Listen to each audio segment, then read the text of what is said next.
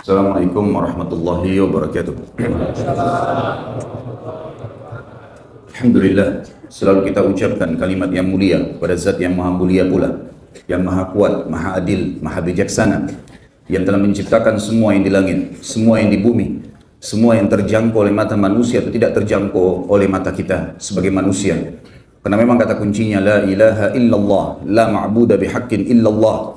Tidak ada Tuhan yang berhak disembah di langit dan di bumi kecuali Allah. Segala puji baginya yang telah menurunkan banyak ayat-ayat Al-Quran yang akhirnya memberikan petunjuk kepada manusia. Segala puji bagi Allah yang telah mengutus para Rasul dan Nabi-Nabi sehingga membawa kepada kita hukum-hukum yang Ia inginkan. Dan kita memiliki panduan mana yang boleh dan mana yang tidak boleh, mana yang harus dipertahankan dan mana yang harus dimaafkan. Juga kita panjatkan salam hormat kita pada manusia terbaik yang telah disempurnakan jalur nasabnya, fisiknya, akhlaknya, ilmunya oleh Sang Pencipta Allah dan ditutup dengannya risalah kenabian dan kerasulan.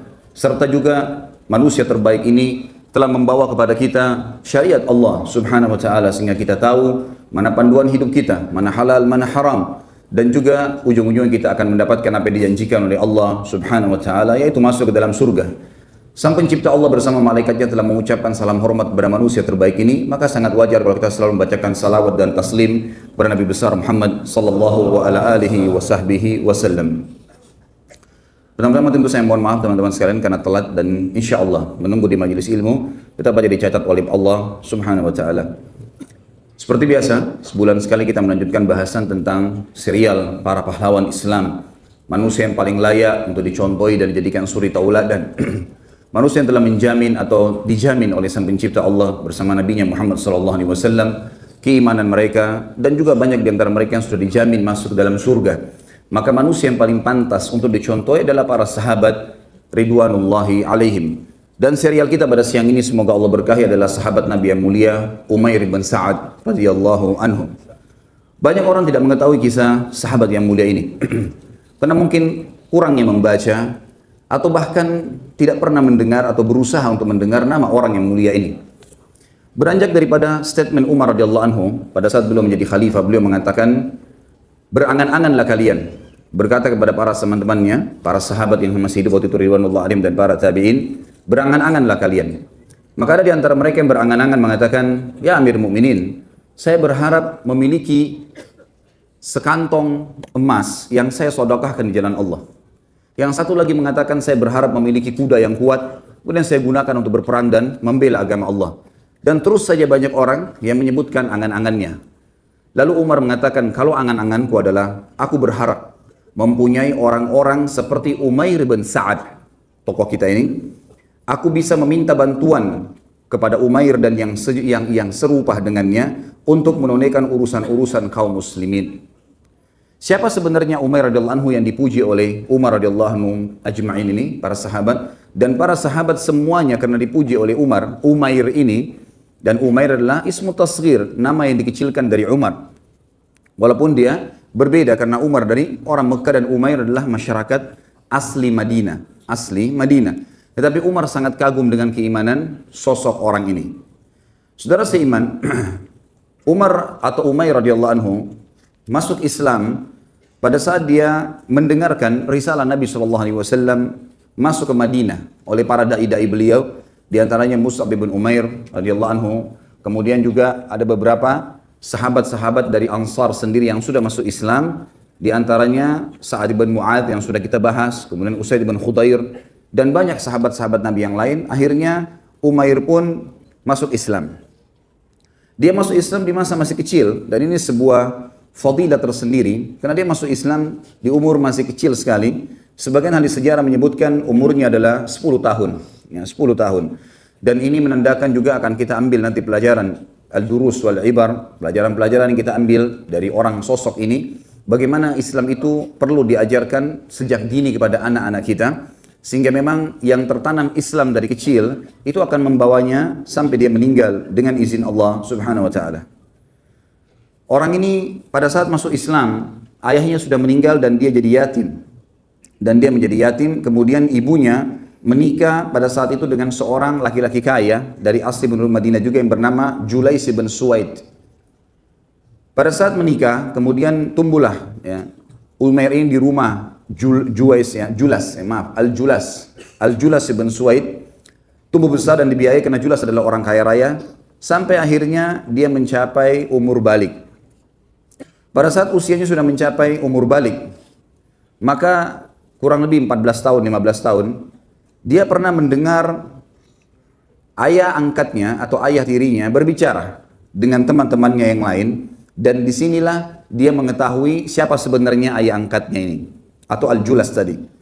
Maka Umair mendengar pada saat itu, Julas sedang duduk bersama teman-temannya, kemudian berkata, sesungguhnya keledai lebih mulia daripada kita kalau kita mendengarkan orang itu. Yang dimaksud dengan orang itu adalah baginda Nabi SAW. Maka kaget betul ya, yang tergoncang jiwanya Umair ini, kenapa kok bisa ayah tirinya membicarakan masalah itu. Dan pada saat itu kebetulan Umair baru kembali dari masjid di mana Nabi SAW memotivasi para sahabat untuk perang Tabuk. Dan mereka pada menyumbang semua. Umair melihat bagaimana para sahabat menyumbang. Banyak sekali sumbangan-sumbangan yang dikasih. Di antaranya adalah Uthman bin Affan menyumbang sampai 900 ekor kuda, diikuti dengan 100 ekor unta, dan sudah kita sebutkan dalam fadilah Uthman radhiyallahu anhu. Kemudian Abu Bakar datang membawa seluruh hartanya, Umar membawa setengah hartanya, Abdurrahman bin Auf membawa sekitar 200 ukhiyah dari perak. Ya, ini sudah miliaran rupiah sekarang. Kemudian juga banyak sekali diantaranya sahabat-sahabat Abdullah bin Abbas dan Talha bin Ubaidillah, Sa'ad bin Ubadah, Muhammad bin Maslamah, semuanya membawa hasil-hasil daripada kebun kurma mereka dan seterusnya untuk sedekah.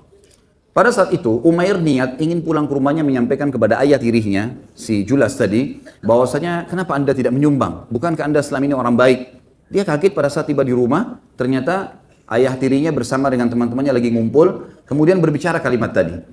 Kalau seandainya kita patuhi laki-laki ini, maksudnya Nabi SAW, maka kita lebih buruk daripada keledai-keledai. Kalimat ini sangat menjadi beban buat Umair. Lalu Umair radhiyallahu anhu, setelah teman-teman ayahnya bubar, ayah tirinya bubar, dia mendatanginya lalu mengatakan, wahai paman, orang-orang Arab biasa memanggil ayah tiri dengan paman. Wahai paman, saya mendengarkan tadi apa yang engkau ucapkan dan sungguh sangat menyakitkan hatiku. Aku tidak menyangka sama sekali kalau kamu bisa mengolok-olok Nabi SAW dengan olokan seperti itu. Bukankah engkau mengetahui dia adalah utusan Allah? Kalau engkau tidak bertobat dengan kata-katamu itu, maka kau akan laporkan kepada Nabi SAW. Julas tahu dari kecil dia membina Umair, dan Umair masih pada saat itu umurnya sekitar 14 tahun, masih sangat kecil. Maka dia anggap remeh sama dia. Dia mengatakan, apa yang bisa kau sampaikan ke Nabi? Silakan sampaikan saja. Lalu kemudian dia tidak sangka kalau Umair bin Sa'ad radhiyallahu anhu pergi menuju ke rumah Nabi SAW, di masjid Nabi SAW, lalu menyampaikan, ya Rasulullah, kejadiannya seperti ini. Saya mendengarkan sendiri perkataan yang diucapkan itu. Maka Nabi SAW memanggil Julas, dipanggil ke masjid. Lalu kemudian dihadapkanlah Umair radhiyallahu anhu dengan Julas, ayah tirinya tadi. Kemudian Nabi SAW bertanya, apa yang kau ucapkan hai Umair? Ya Rasulullah, saya mendengarkan dia mengucapkan kalimat, kalau kita mematuhi laki-laki ini dan dimaksud adalah anda, maka kami lebih buruk daripada keledai-keledai. Dan saya sakit hati dengan kalimat tersebut, saya sudah tawarkan dia untuk taubat, dia nggak mau. Lalu kemudian seluruh sorotan mata sahabat menuju kepada Julas. Lalu Julas mengatakan, ya Rasulullah, demi Allah saya tidak ucapkan kalimat itu. Saya nggak pernah bilang kalimat itu, dan Umair bohong.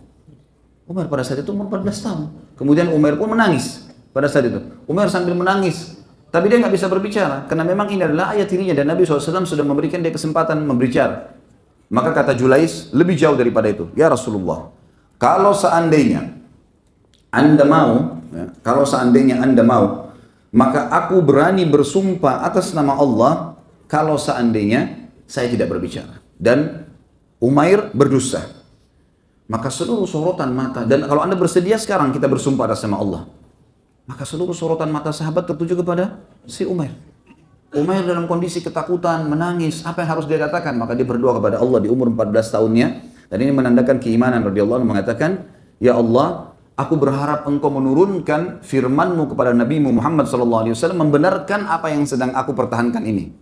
Pada saat itu pun para sahabat kaget menyaksikan ternyata Nabi SAW memojok pada saat itu. Kemudian turunlah firman Allah Subhanahu wa taala yang tepatnya dalam surah At-Taubah ayat 74. A'udzu billahi minasyaitonir rajim. Yahlifuna billahi ma qalu wa laqad qalu kalimatal kufri wa kafaru ba'da islamihim wa hammu bima lam yanalu wa ma naqamu illa an aghnahumullahu wa rasuluhu min fadli fa in yatubu yaku khairan lahum wa in yatawallaw yu'adzibuhumullahu 'adzaban aliman fid dunya wal akhirah wa ma lahum fil ardi min waliyyin wala nasir. Mereka orang-orang munafik. Jadi yang dimaksud ini ternyata Al-Julas ini adalah munafik. Bagian daripada golongan Abdullah bin Abi Salul yang memang pura-pura menyembunyikan keislamannya. Mereka orang-orang munafik itu, dan ayat ini turun kepada Al-Julas bin Suwaid tadi, bersumpah dengan nama Allah bahwasanya mereka tidak mengatakan sesuatu yang menyakiti Muhammad. Sungguh mereka telah mengucapkan perkataan kekafiran dan telah menjadi kafir setelah Islam dan menginginkan apa yang mereka tidak dapat mencapainya. Mereka hanya ingin kebenaran. Mereka ingin membela diri tapi mereka tidak akan mencapainya. Dan mereka tidak mencela Allah dan Rasulnya sekiranya Allah dan Rasulnya telah melimpahkan karunia kepada mereka. Kalau datang nikmat mereka tidak mencela. Tapi kalau sudah ada nikmat, tidak ada rezeki, kurang, maka mereka pun mencela Allah dan Rasulnya. Maka jika mereka bertaubat, itu adalah lebih baik bagi mereka. Dan jika mereka berpaling, niscaya Allah akan mengadab mereka dengan adab yang pedih di dunia dan di akhirat. Dan mereka di dunia tidak akan mendapatkan pelindung dan juga penolong.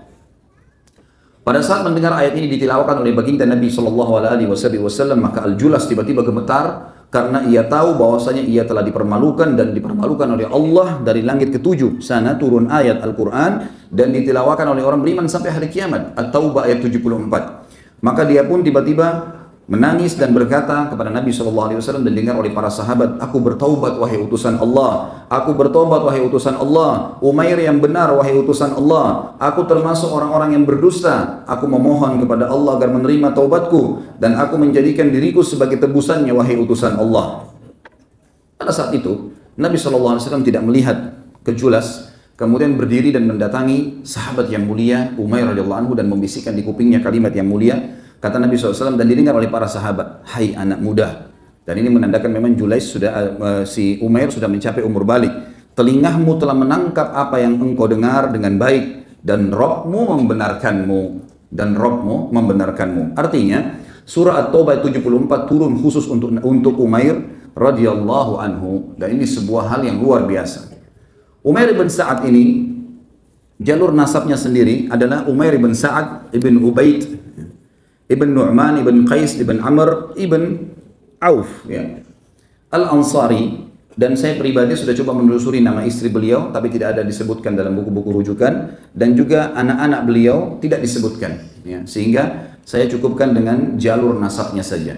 Tapi perilaku yang tadi, yang terjadi adalah bagaimana dia membongkar kedok ayah tirinya dan akhirnya menjadi penyebab taubat dari ayah tirinya. Dan betul memang disebutkan bahwasanya ayah tirinya setelah kejadian tersebut benar-benar taubat kepada Allah dan disaksikan oleh para sahabat. Dan setiap kali Julas bertemu dengan para sahabat di masjid selalu dia mengucapkan kalimat, semoga Allah membalas Umair dengan kebaikan atas jasa mulianya kepadaku. Dia telah menyelamatkanku dari kekufuran dan membebaskanku dari api neraka. Dan nantinya akan kita ambil pelajaran dari kejadian tadi. Kemudian juga salah satu hal yang luar biasa berjalan kehidupan Umair tentunya dan mengikuti peperangan Nabi SAW di masa beliau masih kecil dan beliau sudah masuk Islam dan akhirnya beliau mengikuti peperangan Nabi SAW. Tapi yang dinukil oleh para ulama adalah bagaimana perilaku peran besarnya di zaman khilafahnya Umar radhiyallahu anhu. Di antaranya adalah Umar bin Khattab mendapat surat dan berita dari negeri Syam, dan negeri Syam ini termasuk Syria, Lebanon, Palestina dan Jordania, membutuhkan pemimpin yang kekar dan kuat karena mereka selalu merasa di posisi tanda kutip adalah orang-orang yang berilmu, orang-orang yang maju ya dari sisi peradaban, karena sebelum Islam masuk mereka juga menjadi pusat daripada peradaban orang-orang Romawi. Maka setiap kali ada gubernur selalu saja mereka menolak dan menganggap kalau ada pertemuan dengan gubernur baru selalu dilempar perkataan-perkataan yang coba memancing orang ini pintar atau enggak gitu, menurut mereka. Jadi kalau ada didapatkan kata-kata atau ada lemparan pertanyaan yang dianggap jawabannya belum puas, mereka langsung menulis surat lagi kepada Umar, ya Amir Mu'minin ganti gubernur buat kami, karena gubernur ini tidak baik. Selalu saja begitu. Sampai terjadi pergantian dari Umar 5 sampai 6 orang. Akhirnya Umar radhiyallahu anhu duduk dengan beberapa sahabat, lalu kemudian mulailah bermusyawarah dengan para sahabat siapa orang yang paling pantas yang tidak bisa lagi dipermainkan oleh masyarakat Hims, ya, sebuah atau wilayah di negeri Syam, tepatnya di Syria. Maka pada saat itu Umar bin Khattab berkata dalam statement yang masyhur, dia mengatakan, aku ingin mencari ahli zuhud, orang-orang yang hatinya bersih. Nanti akan kita ulangi poin ini dalam masalah pelajaran kita. Bagaimana syarat kriteria pemimpin di dalam Islam disebutkan oleh Umar dalam statementnya ini. Aku ingin mencari ahli zuhud, nanti akan kita jelaskan apa itu zuhud. Kemudian orang-orang yang berhati bersih, orang-orang yang beriman dengan benar, orang-orang yang tidak mencari nama, orang-orang yang selalu berpuasa dan sholat malam, dan orang-orang yang berlari menghindari kepemimpinan, bukan malah mengejarnya. Umar lalu berkata, aku menginginkan seorang laki-laki apabila dia berada di antara satu kaum, maka dia menjadi pelindung bagi kaum tersebut. Dan jika berada di antara mereka, maka dia terlihat seperti salah satu dari mereka tanpa ada perbedaan satu sama yang lain. Tidak membedakan dirinya dengan manusia atau rakyatnya dalam hal pakaian, makanan, dan tempat tinggal. Seorang gubernur yang menegakkan sholat, membagikan harta di antara mereka dengan kebenaran, menetapkan hukum di antara mereka dengan adil, dan tidak menutup pintu rumahnya untuk menghalang-halangi hajat rakyat. Pada saat itu pun akhirnya para sahabat bermusyawarah, siapa orang yang memiliki kriteria sesempurna itu? Susah mencarinya di zaman sekarang, sudah banyak sahabat yang meninggal dunia. Dan ada sahabat yang hidup tapi tidak semua punya jiwa kepemimpinan. Karena pimpinan itu harus bisa punya keputusan yang tegas. Benar-benar salah-salah gitu kan? Dan memang tidak boleh digoyahkan dengan pertanyaan-pertanyaan yang sepele. Dia harus punya prinsip dasar dalam kehidupannya, dan orang memang dasarnya mempraktekkan ilmu agama sehingga secara otomatis kalau dia berbicara kepada orang-orang, orang akan berbekas. Kita akan temukan banyak dai-dai bisa bicara, tetapi subhanallah karena dia tidak mempraktekkan apa yang dia bicarakan, tidak ada pengaruhnya, tidak ada efek kepada orang lain. Pada saat dia menceritakan tentang sholat malam, kemudian dia sendiri tidak melakukan sholat malam, maka mustahil bisa berbekas pada orang lain. Tapi pada saat dia berbicara dan memang dia mempraktekannya, dia mempraktekkan baca Quran, dia mempraktekkan puasa-puasa sunnahnya, dia mempraktekkan ibadah semua yang diperintahkan, maka secara otomatis akan berbekas kepada orang lain. Ini yang Umar inginkan. Sampai akhirnya mengerucutlah seseorang sahabat berkata, aku telah mendapatkannya wahai Amir Mu'minin. Kata Umar, siapa itu? Kata dia, Umair bin Sa'ad, yang sedang Anda tunjuk menjadi pimpinan perang di negeri Syam. Dia sekarang menjadi panglima perang di sana. Kata Umar tanpa ragu mengatakan dialah orangnya. Panggilkan dia menghadap ke Madinah. Dipanggillah. Begitu datang Umair dengan pakaian perangnya mendatangi Umar radhiyallahu anhu ke Madinah, lalu Umar mengatakan, "Hai Umair, aku telah menunjukmu untuk menjadi gubernur di wilayah Syam dan tepatnya beribu kota di Hims, ya, di Damaskus. Di Syria." Kata Umair, maaf Amir Mu'minin, untuk jabatan itu saya tidak inginkan. Kalau Anda mau, tunjuk saya menjadi prajurit perang, menjadi panglima perang, menjadi tim di medan perang. Saya tidak ingin selain jabatan itu. Kata Umar, tidak bisa. Saya sudah menunjukmu dan ini sebuah titah yang harus kamu terima. Karena Umar tahu radhiyallahu anhu bahwasanya Umair radhiyallahu anhu akan menolak.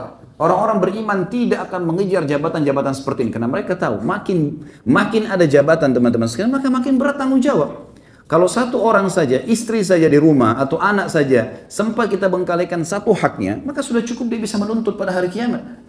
Bagaimana dengan masyarakat yang banyak, yang mungkin ribuan orang, apalagi kalau sudah sampai mengiming-imingkan janji yang sangat besar kemudian tidak dijalankan. Satu orang saya sudah cukup menghabiskan pahala kita pada hari kiamat.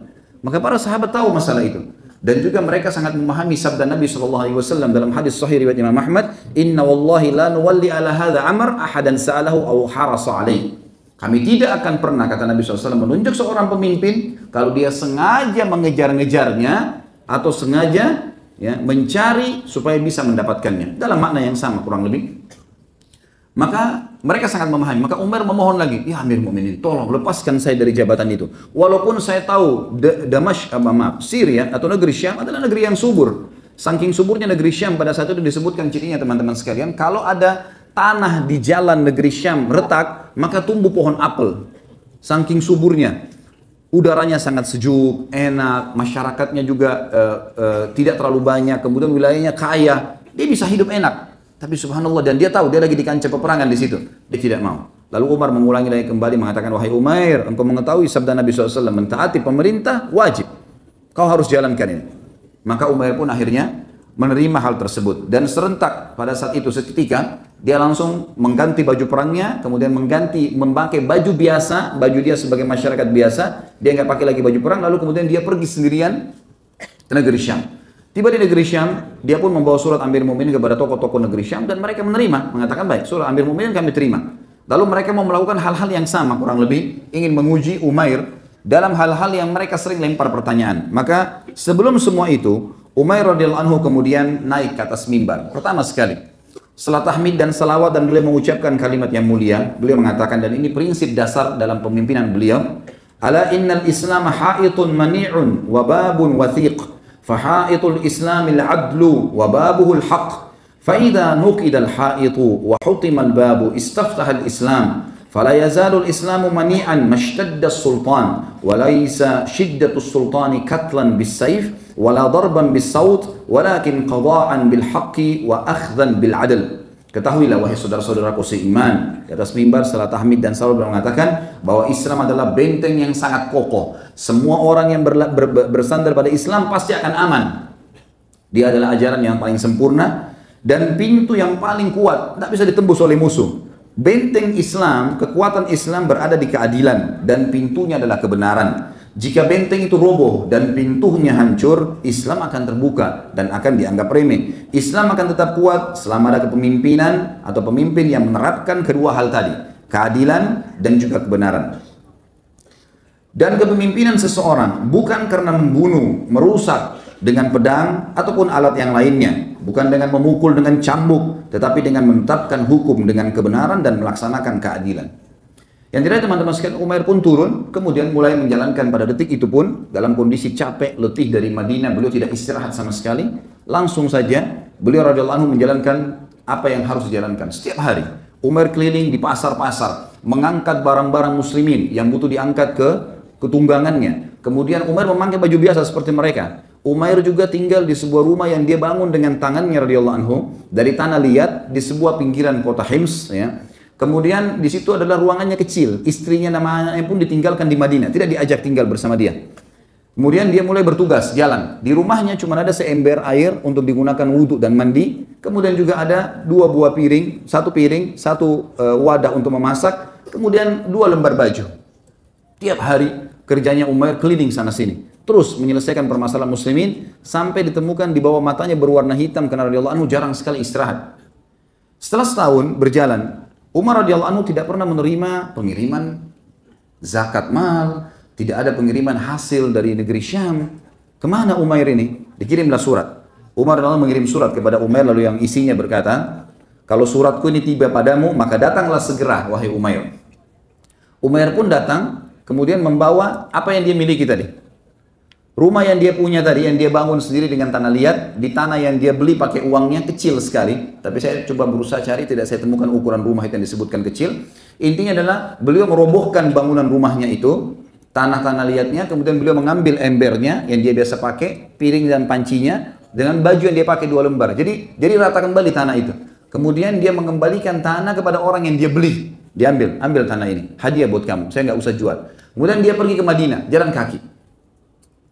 Tiba di Madinah radhiyallahu anhu menemui Umar. Pada saat itu tiba di Madinah menemui Umar dalam kondisi lesu, kotor, pakaiannya, kakinya sampai luka-luka karena jalan kaki dari negeri Syam. Dari negeri Syam teman-teman sekalian ke Madinah kalau pakai kuda sebulan. Bagaimana dengan jalan kaki? 3 bulan. Dia cuma berhenti kalau lapar, makan daun di jalanan, ambil sesuatu yang memang tumbuh. Ya. Tidak ada sesuatu yang dia tidak minta sama orang, orang pun tidak tahu kalau ini adalah gubernur negeri Syam. Tiba di Madinah, menemui Umar di masjid. Maka Umar pun melihat keadaan Umair lalu bertanya, wahai Umair, setelah salam, segala pelukan, kemudian kata Umar, hai Umair, kenapa keadaanmu begitu buruk? Sungguh kusut wajahmu, kakimu sampai berdarah, bajumu sampai kotor, dan apa yang kamu bawa ini? Ember dengan 2 lembar baju, gitu kan? Kata Umair, ya Amir Mu'minin, aku membawa dunia kepadamu, gitu kan? Dunia aku bawa. Umar berpikir mungkin akan dibawa hasil dari negeri Syam, mungkin menyusul. Lalu kata Umar, mana dunia itu? Mana setorannya? Kata Umair, ini yang saya miliki. Ini semua yang saya miliki. Inilah dunia yang saya bawa. Dunia yang saya miliki ya ini. Lalu mana hasil kamu selama ini? Ya Amir Mu'minin, sudah saya berikan kepada orang yang berhak. Tidak ada 1 dirham dan dinar pun yang saya ambil. Maka semua sudah saya bagikan kepada orang-orang yang berhak. Kalau ada lebihnya pasti saya sudah kasih kepada anda.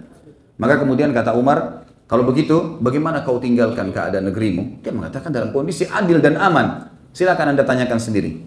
Lalu kata Umar, kenapa kau jalan kaki datang ke sini? Kenapa kau tidak naik tunggangan? Bukankah kau bisa meminta kepada masyarakatmu? Kata Umar, saya tidak pernah memintanya dan mereka juga tidak memberikan kepadaku. Maka aku cuma menjalankan tugasku. Kata Umar, sungguh buruk penduduk negeri Syam. Lalu kemudian kata dia, tidak wahai Amirul Mukminin, itu hak mereka. Lalu Umar pun mengatakan kepada sekretarisnya, lanjutkan tugasnya Umair. Lalu kata Umar, saya mohon kepadamu hai Amirul Mukminin, dan aku memohon kepadamu sebagai seorang pemimpin kamu dan juga sebagai seorang sahabatku, karena sama-sama sahabat Nabi SAW. Maka aku memohon kepadamu, izinkan aku untuk berlepas dari tugas ini. Setahun penuh aku sudah jalankan tugasku, dan engkau bisa tanyakan di sana bagaimana ya yang sudah aku terapkan. Dan aku sekarang minta tinggal di pinggir kota Madinah. Aku tidak ingin lagi sama sekali ya untuk kerja, tugas. Aku ingin tinggal bersama istri anakku, sudah aku tinggalkan selama setahun mereka. Aku akan jalankan kehidupanku kecuali kalau ada jihad. Jihad tugaskan. Tapi selain ini aku tidak ingin lagi. Maka Umar pun akhirnya menerima. Begitu tiba di rumahnya dan tinggal di sebuah perkebunan yang di pinggir kota Madinah, ada satu perkebunan kurma kecil, istri sama anaknya tinggal di situ. Maka Umar pun masih ingin menguji pada saat itu Umair, dalam riwayat dikatakan, maka Umar pun mengutus seseorang yang bernama Harith. Dan Harith ini membawa satu kantong yang berisi 1000 dinar. Cukup banyak tentu jumlahnya. Lalu kata Umar kepada orang ini, Harith, hai Harith, datanglah ke sana, jadikan dirimu seakan-akan tamunya Umair, dan lihat, karena saya tidak tahu apa yang dia kerjakan di negeri Syam. Benar nggak uang-uang itu dibagiin sama orang? Tapi saya tidak ragukan keimanannya. Cuma saya ingin mengetahui, coba. Kamu datang ke sana karena dia tidak mengenalmu, kamu datang ke sana, kemudian kamu coba tinggal bersama dia menjadi tamu. Lihat apa perilakunya dan bagaimana kehidupannya. Kalau seandainya engkau lihat dia dalam keadaan susah, berikan kepada dia 1000 dinar ini. Kalau engkau melihat dia dalam keadaan tenang, aman, gak ada masalah, ya udah bawa kembali duit ini. Kata Harith, baiklah. Datanglah Harith sengaja lewat di depan kebun kecilnya Umair. Umar begitu melihat dia lewat, dia memberikan salam, kata Umair, masuklah. Semoga Allah selalu menjagamu. Masuk orang itu. Dia mengatakan, silakan. Kalau mau jadi tamu di tempat saya, kata Umair, tanpa orang itu bicara. Silakan kalau mau jadi tamu, silakan. Mau minum, mau nginap, mau makan, silakan. Kata Harith, iya. Saya akan menjadi tamu Anda selama 3 hari. Kebetulan Umair memang tidak mengenal kalau ini adalah pegawainya Umar radhiyallahu anhu majma'in. Harith tentu seorang tabi'in ya, bukan seorang sahabat. Maka Harith pun mulai kumpul, kemudian bertanya. Begitu duduk langsung kata Umair, bagaimana Amirul Mukminin? Kata Harith, dari mana asalnya? Dari Madinah. Karena ini jauh di luar kota Madinah, tempatnya di pinggiran Madinah, pas di luar pintu gerbang kota Madinah. Kata Harith, baik saja. Saya dari Madinah. Bagaimana keadaan Amirul Mukminin? Baik saja. Bagaimana keadaan Madinah? Baik saja. Bagaimana keadaan muslimin? Semuanya baik, gitu kan? Lalu bagaimana secara khusus hukumnya Amirul Mukminin Umar? Kata Harith, Amirul Mukminin Umar menghukum siapapun termasuk anaknya sendiri. Kalau berbuat salah, maka dihukum oleh dia. Kata Umair, semoga Allah menjaga Umar. Dia sangat berpegang teguh pada agama Allah. Kemudian berjalanlah kehidupan. Ternyata Umair memiliki kurang lebih beberapa roti gandum yang sudah kering. Yang beliau makan dengan istri sama anak. Tapi karena ada tamu, mereka tidak makan. Mereka oleh Umair dikasih kepada Harith. Harith pun memakannya sambil melihat. Memang tidak ada makanan sama sekali. Setelah 3 hari dan memang ini masa penyambutan tamu 3 hari dalam Islam, Umair mengatakan, wahai saudaraku, semoga Allah selalu menjagamu. Kami betul-betul sudah kehabisan makanan dan kami tidak bisa lagi menghormatimu sebagai tamu. Silakan cari tuan rumah yang lain. Kami nggak punya apa-apa lagi. Maka kata Harith, ketahuilah aku adalah utusan Amir Mukminin dan aku disuruh memberikan kepadamu 1000 dirham ini. 1000 dinar ini, ambillah. Kata Umair, demi Allah saya nggak butuh sama sekali. Kalau saya masih punya makanan maka cukup. Saya nggak perlu sama sekali, gitu kan? Kata dia, silakan, kamu tetap harus ambil. Maka kata dia, tidak, saya tidak mau. Istrinya rupanya Umair dengar dari dalam, mengatakan, hai Umair, kalau kau tidak perlu, berikan kepada orang yang perlu. Jangan ditolak pemberian Amir Mukminin.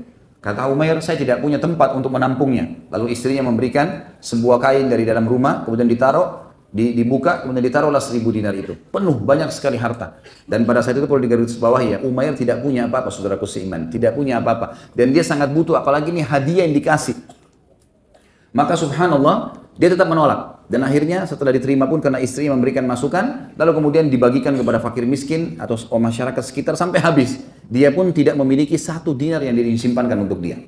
Harith pulang melapor kepada Amir Mukminin. Ya Amir Mukminin, kejadiannya seperti ini. Apa adanya, semuanya saya ceritakan. Maka kata Umar, sungguh dia adalah orang yang luar biasa. Tidak ada orang yang menyerupainya. Berarti betul uang yang selama ini di negeri Syam dibagikan kepada orang-orang. Dalam kondisi susah pun dia masih bisa melakukan hal tersebut. Lalu kemudian Umar mengatakan, kirimkan surat ini dan panggil Umair datang. Begitu Umair datang, lalu berkata, ada apa wahai Amirul Mukminin? Kata Umar, kenapa kau menolak pemberianku? Kata Umair, ya karena aku tidak membutuhkannya.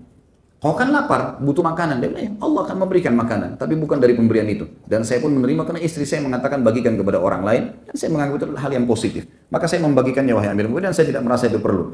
Maka Umar pun mengatakan, baiklah kalau begitu. Kata Umar berkata begini, aku mohon dengan sangat, katakan kepadaku apa yang engkau lakukan dengan dinar-dinar itu. Siapa saja yang kau kasih? Sebab saya ingin tahu di negeri Syam pun kau kasih kepada siapa. Kata dia, wahai Amirul Mukminin, sama saja. Di sini dan di sana sama. Saya berikan kepada orang yang berhak dan saya tidak akan memberinya. Lalu Umar pun mengatakan, semoga Allah merahmatimu. Lalu Umar memberikan kepadanya bahan makanan dan juga 2 helai baju. Umair pun menerima pada saat itu karena makanannya habis dan di rumahnya tinggal 2 sak gandum yang memang baru didapatkan olehnya pada hari itu setelah habis. Kemudian dibawalah 2 helai kain tersebut dan dikasih kepada istrinya karena istri dan anaknya tidak memiliki pakaian. Seperti itulah yang terjadi teman-teman sekalian di dalam kehidupan Umar atau Umair radhiyallahu anhu. Umair adalah orang yang sangat terkenal dengan kezuhudannya. Sebagaimana kita tahu tadi, zuhud itu akan saya jelaskan nanti di masalah durus wal ibar ya, pelajaran yang kita ambil. Zuhud sebenarnya adalah mendahulukan akhirat dari dunia. Dan ada orang menyalahfahami masalah ini, menganggap bahwasanya zuhud meninggalkan dunia untuk akhirat. Ini salah ya. Ini pemahaman harus diluruskan, karena kalau kita katakan zuhud itu adalah meninggalkan dunia, maka mulailah orang-orang tidak lagi berpikir untuk bekerja, mencari nafkah, dan dia hanya berpikir bagaimana melakukan ya, hal-hal yang lain ya, di luar sana. Kasus Umair, kata para ulama, bukan zuhudnya dia tidak mau makan atau tidak mau bekerja, tapi dia tidak mau dapatkan kecuali dari hasil kerja tangannya. Kalau hasil kerja tangannya maka dia makan. Pemberian orang lain dia tidak mau terima, dan ini bagian daripada kezuhudan, bagian dari kezuhudan, tidak minta-minta kepada orang. Sebagaimana sabda Nabi SAW kepada beberapa orang sahabat, diantaranya ada Abdullah bin Abbas, uzhud fid dunya yuhibbukallah, wazhud ma fi aidin nas yuhibbukan nas. Zahadlah engkau, zuhudlah engkau, dahulukan akhir dari duniamu. Di dunia Allah akan mencintaimu. Dan kalau engkau berzuhud, engkau menjaga, dahulukan akhirat dari dunia, di harta, di apa yang dimiliki oleh manusia, maka manusia akan mencintaimu. Maka Umair melakukan hal tersebut dan kezuhudannya kelihatan di sini. Kezuhudannya tidak membutuhkan atau tidak ingin merengek dan minta-minta kepada orang. Dan juga sabda Nabi SAW, siapa yang membuka pintu meminta-minta, mengemis, maka Allah bukakan baginya pintu kemiskinan. Dan siapa yang membuka pintu kemuliaan, tidak minta-minta sama orang dan berusaha mendapatkan apa yang dia bisa dapatkan dari hasil keringatnya sendiri, maka Allah akan bukakan baginya pintu kekayaan. Juga teman-teman sekalian, dia dipuji oleh para ulama.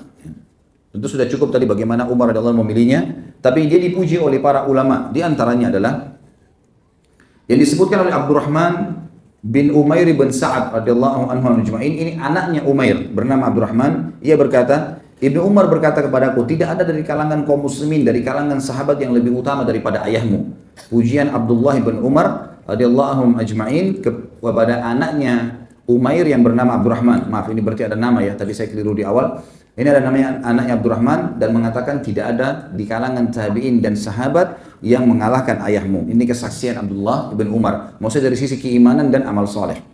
Ibnu Sirin rahimahullah berkata, ini salah satu ulama tabi'in yang masyhur, Muhammad bin Sirin berkata, begitu bangganya dan kagumnya Umar ibn Khattab kepada Umair ibn Sa'ad radhiyallahu anhu ajma'in, sehingga dia menjulukinya dengan Nasyiju Wahdi ya.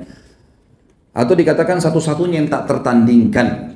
Dan Al-Mufaddal Al-Ghallabi rahimahullah berkata, ahli zuhud dari kalangan orang-orang Ansar ada 3. Ini tentu seorang tabi'in yang menjelaskan tentang keadaan sahabat. Ahli zuhud, orang yang terkenal sangat luar biasa, tidak pernah bergantung pada manusia dan bergantung kepada Allah, mendahulukan akhirat dari dunia. Dari kalangan sahabat dari Ansar ada 3 orang, Abu Darda, Shaddad ibn Aus, dan Umair ibn Sa'ad. Dan Umair ibn Sa'ad radhiyallahu anhum ajma'in. Tentu ini yang kita bisa ambil dari pelajaran, maksudnya syama'ilnya ya, manaqibnya ya, kelebihan daripada Umair itu sendiri. Dan yang akan panjang lebar kita jelaskan teman-teman sekalian adalah masalah durus wal ibarnya. Durus wal ibar. Pelajaran yang kita ambil setelah meninggalnya Umair radhiyallahu anhu, dan beliau disalati oleh Umar dan dikubur di Baqi Al-Gharqad yang terkenal sebagai kuburan para sahabat. Pelajaran yang pertama teman-teman yang kita bisa ambil adalah hukum al-wala wal bara. Apa itu al-wala wal bara, teman-teman sekalian? Ini sangat penting sekali dan harus dititik beratkan, teman-teman sekalian. Al-wala itu adalah diambil dari kata-kata waliya dan bara dari kata-kata bara. Ya. Dan waliya bisa berarti bergantung, ya, tempat bergantung, tempat bersandar, seorang pemimpin. Ya. Ini semua bisa berganti, bisa berarti wali. Bisa berarti wali, gitu. Bisa berarti wali. Maka ini harus digarisbawahi teman-teman sekalian karena ini hukum dalam masalah akidah. Dan bara adalah berlepas diri, berlepas diri. Ulama ahli sunnah sepakat mengatakan al-wala wal bara adalah bagian daripada hukum syariat dan harus difahami. Seperti contoh perilaku Umair radhiyallahu anhu kepada ayah tirinya Al-Julas tadi pada saat dia menghina Nabi SAW. Maka di sini dia menunjukkan wala dan baraknya. Dia wala kepada Nabi SAW karena Nabi SAW diolok-olok oleh ayah angkatnya, maka dia menjadikan Nabi SAW sebagai pemimpinnya, dia loyalitas kepada Nabi SAW, dan dia barak, dia berlepas diri dari perilaku ayahnya. Dan ini hukum syar'i, teman-teman sekalian. Dan ada buku yang saya sarankan untuk dibaca berhubungan dengan masalah adalah Al-Wala wal Bara. Ini cinta dan benci karena Allah Subhanahu wa taala. Tentu berlaku al-wala wal bara ini berlaku kepada siapapun yang melakukan perbuatan-perbuatan yang menjauhkan atau menghina atau mencaci maki atau mengolok-olok semua yang berhubungan dengan hukum Allah dan Rasulnya Muhammad SAW. Dan sebagaimana perilaku saat tadi. Teman-teman sekalian, kalau seorang yang munafik seperti Al-Julas yang jelas-jelas mengaku Islam, dan di dalam Islam Nabi SAW tidak pernah membunuh munafik kecuali dia melakukan satu pelanggaran yang jelas dalam Islam harus halalkan darahnya. Sampai beberapa kali Umar radhiyallahu anhu ingin menebas lehernya Abdullah bin Abi Salul, pimpinan orang munafik, dan beberapa munafik yang lain sambil berkata, ya Rasulullah izinkan saya menebas lehernya. Kata Nabi SAW, jangan hai Umar, karena bisa saja ya, jangan sampai orang-orang berbicara Muhammad membunuh para sahabatnya, karena mereka masih mengaku muslim. Tetapi ada orang-orang munafik, dan akan kita jelaskan poin itu di tengah-tengah kaum muslimin. Kalau orang yang mengaku syahadat saja sudah jelas-jelas mereka melakukan perbuatan seperti ini, kita harus ya, berlepas diri dari perbuatannya. Bagaimana dengan orang kafir? Sebagaimana kita sudah tahu sekarang, perilaku Ahok dan orang-orang yang semisalnya yang mengolok-olok ayat Al-Quran. Ya. Ini orang yang mengaku dengan syahadat saja, sudah jelas-jelas harus kita berlepas diri padanya. Bagaimana dengan orang ini? Baik, banyak orang-orang subhanallah selalu saja orang-orang yang mendekati orang kafir, ya, dan kita tidak boleh ragu dengan kekafiran orang-orang kafir. Dan yang kita benci adalah kekafirannya, bukan fisiknya, ya. Karena kita disuruh memang memerangi kekafiran itu sampai mereka meninggalkan kekafiran itu. Kata Nabi SAW, umirtu an uqatilan nas hatta yashhadu an la ilaha illallah wa anna Muhammad Rasulullah. Saya diperintahkan untuk ya, memerangi manusia sampai mereka mengucapkan dua kalimat syahadat, la ilaha illallah Muhammad Rasulullah. Kalau mereka meninggalkan kekufurannya dan mengucapkan syahadat, maka mereka berarti saudara kita, gitu kan? Jadi bukan fisiknya, tapi kekufurannya yang sedang diperangi. Makanya kita mendakwahi mereka, dan pada saat mereka membentuk pasukan untuk melakukan perbuatan yang bahkan akhirnya menghina Allah dan Rasulnya, maka ada peperangan tentunya, gitu kan? Tidak bisa dibiarkan masalah ini. Ada banyak orang-orang subhanallah di sekitar orang-orang kafir ini yang sudah melakukan perbuatan salah. Saya sebutkan melakukan perbuatan salah. Yang di sekitarnya selalu orang munafik, subhanallah. Dan ayat Al-Quran akan saya bacakan teman-teman, bukan satu dua ayat, ada belasan bahkan puluhan ayat Al-Quran yang menyebutkan dari zaman baginda Nabi SAW dan sampai hari kiamat nanti akan terjadi hal yang sama. Kalau orang-orang munafik ini selalu ada di sekitarnya, membelahnya. Di antara perkataan dikatakan, itu kan cuma kata-kata, hanya diucapkan kata-kata. Teman-teman sekalian, wallahi, demi Allah, dengan satu kata pun kita bisa masuk surga dan bisa dengan satu kata kita masuk neraka. Bukankah seseorang kalau ucapkan syahadat dengan kata-kata semenit kemudian dia mati masuk surga? Bukankah seseorang kalau mengatakan saya murtad, na'udzubillah dari Islam, satu kata lalu dia mati, dia masuk neraka? Gak bisa orang olok-olok kata-kata itu. Jadi bukan hanya sekedar kata-kata, gitu kan? Orang muslim kalau mengolok-olok ayat Al-Quran, wajib dihukum, gitu kan? Karena mengolok-olok ayat Al-Quran. Apalagi kalau orang kafir. Ini gak bisa ada toleransi masalah ini. Lalu subhanallah muncullah orang-orang yang Allah subhanahu wa ta'ala, kalau saya melihat kejadian ini adalah Allah ingin membuktikan, membuka kepada kita kaum muslimin di Indonesia, bagaimana sebenarnya umat Islam untuk bisa bersatu, siapa di antara kalian yang orang-orang munafik, siapa di antara kalian yang benarnya orang-orang kafir, gitu. Jelas semuanya gitu kok. Dan ingat, kita bukan membenci fisik sekali lagi saya bilang, tapi kita membenci perilaku-perilaku yang salah, gitu kan. Kenapa harus membawa nama ayat Al-Quran? Kenapa harus membawa nama agama, gitu kan? Kenapa kalau mau jadi menjabat jadi gubernur, menjabat sajalah, gitu kan? Cari jalan. Kenapa harus mengatakan umat Islam dibohongi dengan ayat Al-Quran? Sama teman-teman sekalian kejadiannya. Kalau saya mengatakan jangan makan babi karena surah Al-Maidah ayat 3 mengharamkan babi. Ada penjual babi mengatakan Khalid Basalamah itu membohong-bohongi kalian, jangan didengar. Hah? Itu ayat Al-Maidah ayat 3 itu jangan didengar, itu dibohongin. Hah? Sama saja. Al-Maidah ayat 90 menjelaskan masalah pengharaman khamar misalnya, gitu kan? Baik, saya bilang nggak boleh minum khamar, Allah melarangnya. Lalu penjual-penjual khamar itu pada berkata, itu dibohongin tuh dengan ayat Al-Quran. Al-Maidah 90. Bobotnya kalimat ini berat sekali. Ini kalau di zaman Nabi SAW, apalagi ada Umar bin Khattab, sudah melayang semua lahirnya nih.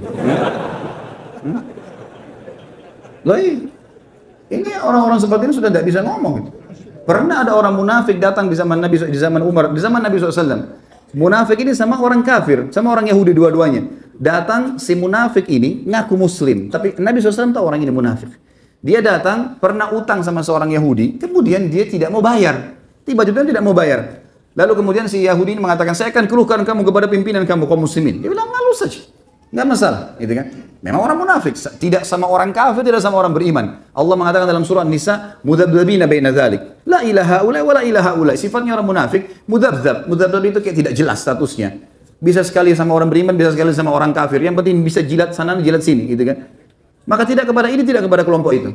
Lalu kemudian kata orang Yahudi, saya akan lapor kepada Muhammad, nabi kalian. Kata orang munafik, silahkan. Toh saya juga tidak yakin dia sebagai nabi. Pergilah. Ya Muhammad, kejadiannya begini. Ini dia ngaku muslim, dia ngambil utang saya tidak bayar. Kata Nabi SAW, bagaimana kau bilang? Tidak ada uangnya, saya tidak pernah ambil, kata si munafik. Nabi SAW melihat segala macam hujah, argumen, ternyata si Yahudi benar. Kata Nabi SAW, kau harus kembalikan haknya dia. Dia benar, si Yahudi ini, gitu kan. Orang ini mengatakan, baiklah, saya akan kasih, gitu kan. Kemudian keluar dari masjid, ternyata orang munafiknya bilang, enggak, saya enggak mau bayar. Lalu kata Yahudi ini, siapa yang kau percaya setelah Muhammad? Tidak ada, mungkin ada temannya, Abu Bakar. Pergi ke Abu Bakar.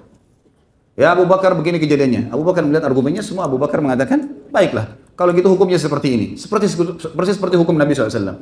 Keluar, dia mengatakan, Yahudi ini, ya orang munafik ini bilang, baiklah, saya akan bayar. Keluar dari rumah Abu Bakar, dia bilang, saya nggak mau bayar.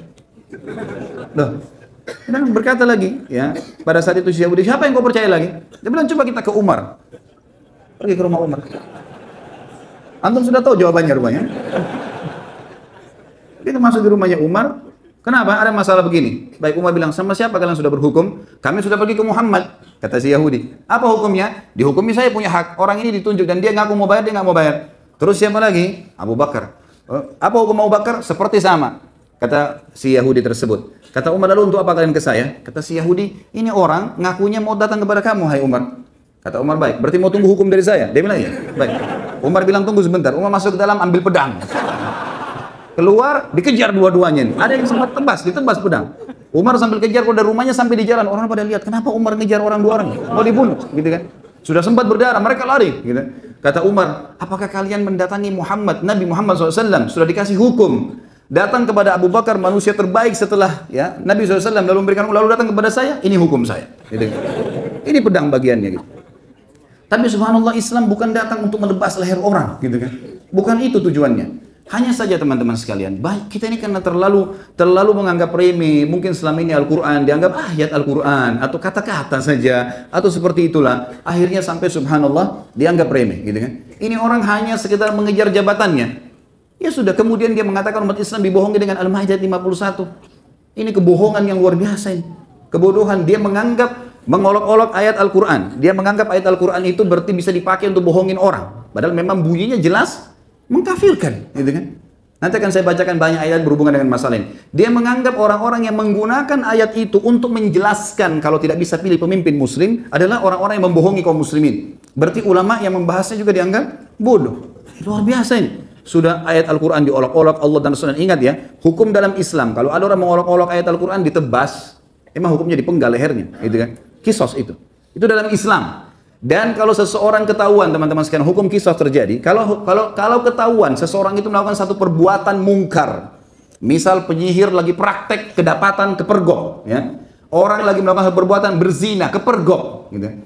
Apa saja perbuatan pelanggaran, gitu kan? Kalau dia melakukan, kemudian kepergok, dia melakukannya, ketahuan, kedapat, kamera kah, perkataan kah, apalah, ada buktinya, maka hukumnya walaupun dia taubat, dihukum. Nggak bisa enggak, gitu kan? Ini orang berzina nih, kepergok, lalu kemudian sementara di penjara proses nunggu dia dirajam atau dihukum, kemudian dia bertaubat. Apa hukumnya? Walaupun dia taubat teman-teman, tetap harus dihukum, kena kepergok. Lain kalau orang tidak kepergok, ada penyihir, pernah dia lagi praktek ketangkap di tempat prakteknya ada macam-macam, ada buhul, ada segala ketangkap, maka itu hukumnya harus hadis Nabi SAW, haddus sahiru darbatun bis saif, hukuman penyihir penggal lehernya, selesai, ketangkap, kepergok. Tapi kalau dia pernah menyihir, dia pernah berzina, dia pernah melakukan perbuatan-perbuatan salah, pernah, kemudian dia taubat sekarang, Allah tidak bongkar itu ke hadapan umum halayak, bukan ketahuan, bukan kepergok, lalu dia taubat, diterima taubatnya kepada Allah SWT. Dan tidak ada dalam Islam pengakuan dosa, oh ya saya pernah berzina, saya diapain, enggak. Islam sama Katolik berbeda, gitu kan? Islam tidak ada pengakuan dosa. Sudah bertobat ya sudah, silahkan taubat dan tidak dihukum lagi dengan perbuatannya yang telah berlalu. Tapi kalau kepergok nggak bisa. Orang ini kepergok mengucapkan kalimat di depan muslimin. Bagaimana caranya? Gitu kan? Sesuatu yang tidak mungkin bisa dengan sudah minta maaf gampang, maaf ya saya tidak bermaksud. Enak benar? Hah? Saya tidak bermaksud bagaimana? Gitu kan? Ini sesuatu yang tidak mungkin. Hukuman tentu kita serahkan kepada pemerintah kita. Dalam arti kata hukuman ini hukum mestinya. Tidak bisa dia mengucapkan maaf selesai, gitu kan? Dia sudah tidak boleh misalnya ikut dalam pemilihan, dia sudah tidak boleh dalam jabatannya, apalagi memang di tengah-tengah kaum muslimin. Tidak boleh orang Islam dipimpin oleh orang muslim di daerah kita mayoritas, mustahil. Banyak ayat-ayat Al-Quran berbicara masalah itu. Kalau ada orang-orang munafik di sekitarnya, muncul orang-orang munafik, subhanallah kelihatan hidung-hidungnya, mulai muncul sekarang. Oh, Islam itu hanya sebuah histori. Saya baca sebuah sejarah. Ini orang mestinya keluar dari Islam. Hah? Tak usah jadi muslim. Tinggal di sana, tinggal di sini. Ini ayat Al-Quran, ngolok-ngolok hadis-hadis Nabi SAW. Lalu terakhir pendapatnya apa? Saya tidak mengolok-olok Al-Quran dan hadis. Terus apa tadi yang kamu bilang itu? Hah? Tidak olok-olok seperti apa? Gitu. Dianggap Islam sudah tidak relevan lagi dengan waktu, dengan zaman. Gitu kan? Kemudian dibahaslah masalah menerima maaf. Menerima maaf oke saja. Kita terima maaf, tapi hukum diterapkan. Nggak ada ceritanya itu. Ya. Nggak bisa main-main dengan masalah begini. Karena kalau tidak akan ke depannya terus-menerus akan terjadi seperti ini. Dan subhanallah, saya tidak melihat kecuali ini adalah kebaikan bagi kaum muslimin. Karena umat Islam justru disatukan oleh Allah yang Maha Tinggi dan Mulia di Indonesia dengan perkataan orang ini. Gitu. Allah subhanahu wa ta'ala malah menyatukan muslimin, menyadari tentang pentingnya masalah agama mereka. Teman-teman sekalian, al-wala wal-bara adalah sesuatu yang sangat penting. Ya. Dan banyak hal sebenarnya. Karena mumpung kita bahas masalah itu, maka banyak hal yang harus masuk dalam wala wal-bara. Di antaranya penulis buku menurunkan di sini, kita harusnya tidak boleh menyerupai orang kafir dalam pakaian dan perkataan. Itu termasuk dalam wala wal-bara. Kita harus bara terhadap kebiasaan mereka berpakaian, kebiasaan mereka berkata-kata, gitu kan? Kalau kita kan tidak. Banyak umat Islam main copy paste saja. Lihat di Amerika orang biasa mencaci maki orang dengan apalah bahasa yang tidak baik, ikut-ikutan disebutkan. Karena ini adalah modern. Ini semua tidak boleh. Memang kita harus berbarak di situ, berlepas diri daripada kebiasaan. Kemudian juga banyak kaum muslimin yang tetap ngotot tinggal di negara-negara kafir dan mereka tidak berusaha pindah ke negara-negara kaum muslimin untuk menyelamatkan agamanya. Di wilayah yang dia susah ibadah, nggak boleh bertahan.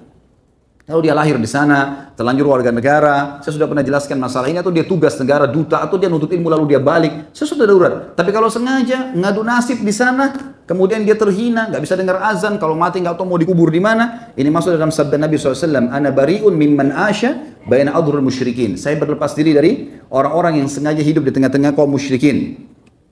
Kemudian banyaknya kaum muslimin sekarang mengadakan perjalanan dengan tamasya, bersenang-senang ke negara-negara orang kafir.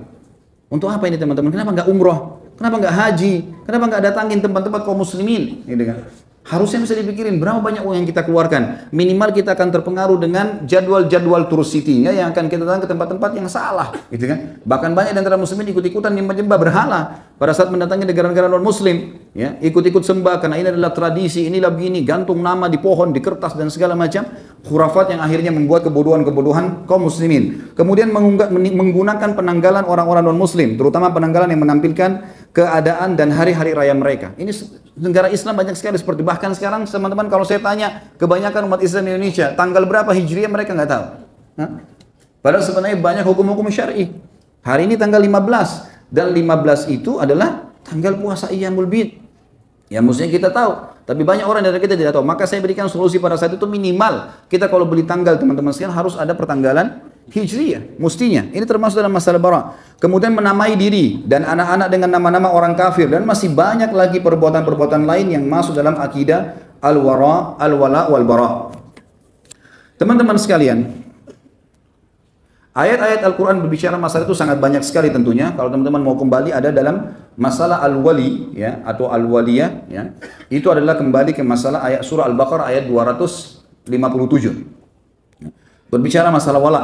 Dan di sini teman-teman sekalian, al-wala sudah saya bilang tadi, masuk di dalamnya adalah orang yang menaungi, melindungi, dan masuk di dalamnya kepemimpinan ya. Muncullah sebagian orang mengatakan itu bukan pemimpinan.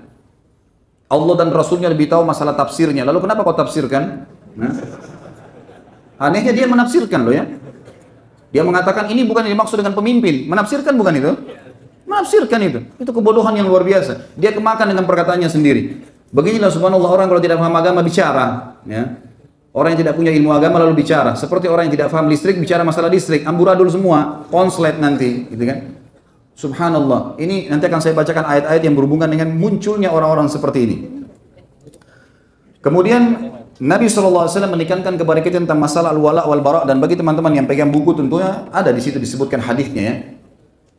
Ini juga bukan saya datangkan karena kebetulan momentum masalah Al-Maidah 51, tidak. Tapi memang bertepatan dengan bahasan kita. Bagi yang pegang buku dan buku ini kita sedang bedah tentunya. Itu disebutkan di awal-awal lembaran kisah tentang sahabat mulia Umar bin Sa'ad radhiyallahu anhu.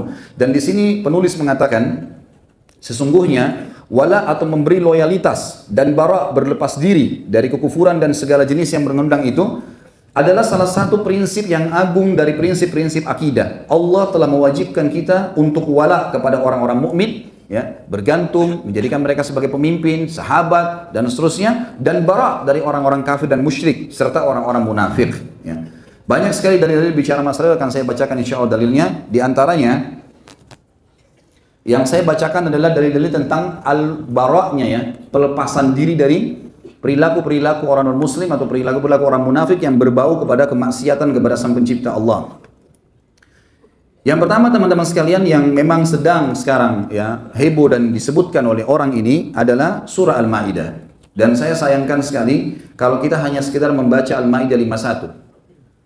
Kita baca teman-teman sekalian bukan 51-nya saja. Kita akan lanjutkan ayatnya. Saya akan bacakan. A'udzubillahi minasyaitonirrajim. Ya ayyuhalladzina amanu la tattakhidul yahuda wan nasara awliya. Hai orang-orang yang beriman, jangan pernah menjadikan Yahudi dan Nasrani sebagai awliya, jamak daripada wali. Dan di sini maknanya tempat bergantung, tempat bersandar, menjadikan idola dan menjadikan pelindung, dan pelindung masuk dalamnya pemimpin. Semua buku tafsir menjelaskan masalah itu. Bahkan tidak ada di sini tafsir yang menyebutkan seperti disebutkan oleh sebagian orang tadi yang mengatakan ini bukan pemimpin yang dimaksud. Ba'duhum awliya'u ba'd, sebagian mereka memang pemimpin sebagian yang lain, tapi bukan untuk kalian hai kaum mukminin. Wa may yatawallahum minkum fa innahu minhum. Siapa yang menjadikan mereka sebagai pemimpin, dan kita bisa baca semua terjemahan Al-Qur'an yang resmi, maka akan menerjemahkan hal yang sama seperti saya baca sekarang. Siapa yang menjadikan mereka orang-orang kafir sebagai pemimpin, maka dia termasuk sama dengan orang-orang itu. Innallaha la yahdil qaumadh dhalimin. Allah tidak akan memberikan petunjuk bagi orang-orang yang zalim. Ini ayat 51-nya. Inilah yang dibilang muslimin dibohongi dengan ayat ini. Bagaimana caranya Allah subhanahu wa ta'ala berfirman dalam kemudian dikatakan dibohongi teman-teman sekalian. Ayat 52-nya. Ini penting. Jangan dilupakan ayat 52. Jangan hanya 51. Dia sebut 51. Allah bukakan pintunya buat antum itu. Baca setelahnya. Kata Allah, "Fataral ladzina fi qulubihim marad." Dan engkau melihat orang-orang yang dalam hatinya ada penyakit kemunafikan. Yusari'una fihim. Berlumba-lumba membela mereka. Ini Allah berfirman 1400 tahun yang lalu, subhanallah. Jangan kaget sekarang kalau antum melihat ada orang-orang yang membela orang-orang seperti ini. Jelas-jelas salah, dibela, dicari jalan. Hanya untuk menjadi tim sukses atau yang sejenisnya. Ini wallahi teman-teman sekarang akan jadi tanggung jawab besar hari kiamat. Ya, ini luar biasa beratnya. Lalu dikatakan oleh Allah, yaqulun, mereka berkata, nakhsha an tusibana dairah. Kami takut nanti kalau orang ini tidak memimpin atau kalau kami tidak membelanya maka kami akan ditimpa dairah. Dairah bisa berarti apa? Kesulitan hidup, susah ekonomi, apalah. Ini firman Allah. Buka Al-Maidah ayat 52 lanjutannya ayat yang sekarang sedang masyhur 51. Ini bukan saya yang berkata teman-teman sekalian. Ya.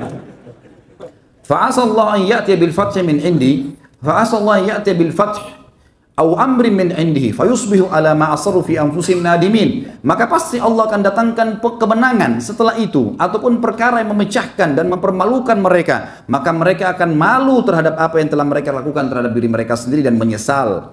Lalu ayat 53, wa yaqulul ladzina amanu ahaula'i alladhina aqsamu billahi jahda aymanihim innahu lama'akum habitat a'malum fa asbahu khasirin. Maka orang-orang beriman akan berkata kepada orang-orang munafik itu, apakah orang-orang ini yang bersumpah untuk membela orang-orang yang tadi kafir itu? Sesungguhnya sama saja kalian. Maka Allah mengatakan pada saat itu, tutupan ayatnya, maka pasti orang-orang itu, orang-orang yang coba membela, maka mereka akan hancur seluruh amal-amalnya dan mereka termasuk orang-orang yang rugi. Ayat 54, ya ayyuhalladzina amanu, hai orang-orang yang beriman. Allah ancam orang-orang yang membela orang-orang kafir yang salah. Orang muslim salah saja nggak boleh dibela, apalagi orang kafir yang salah.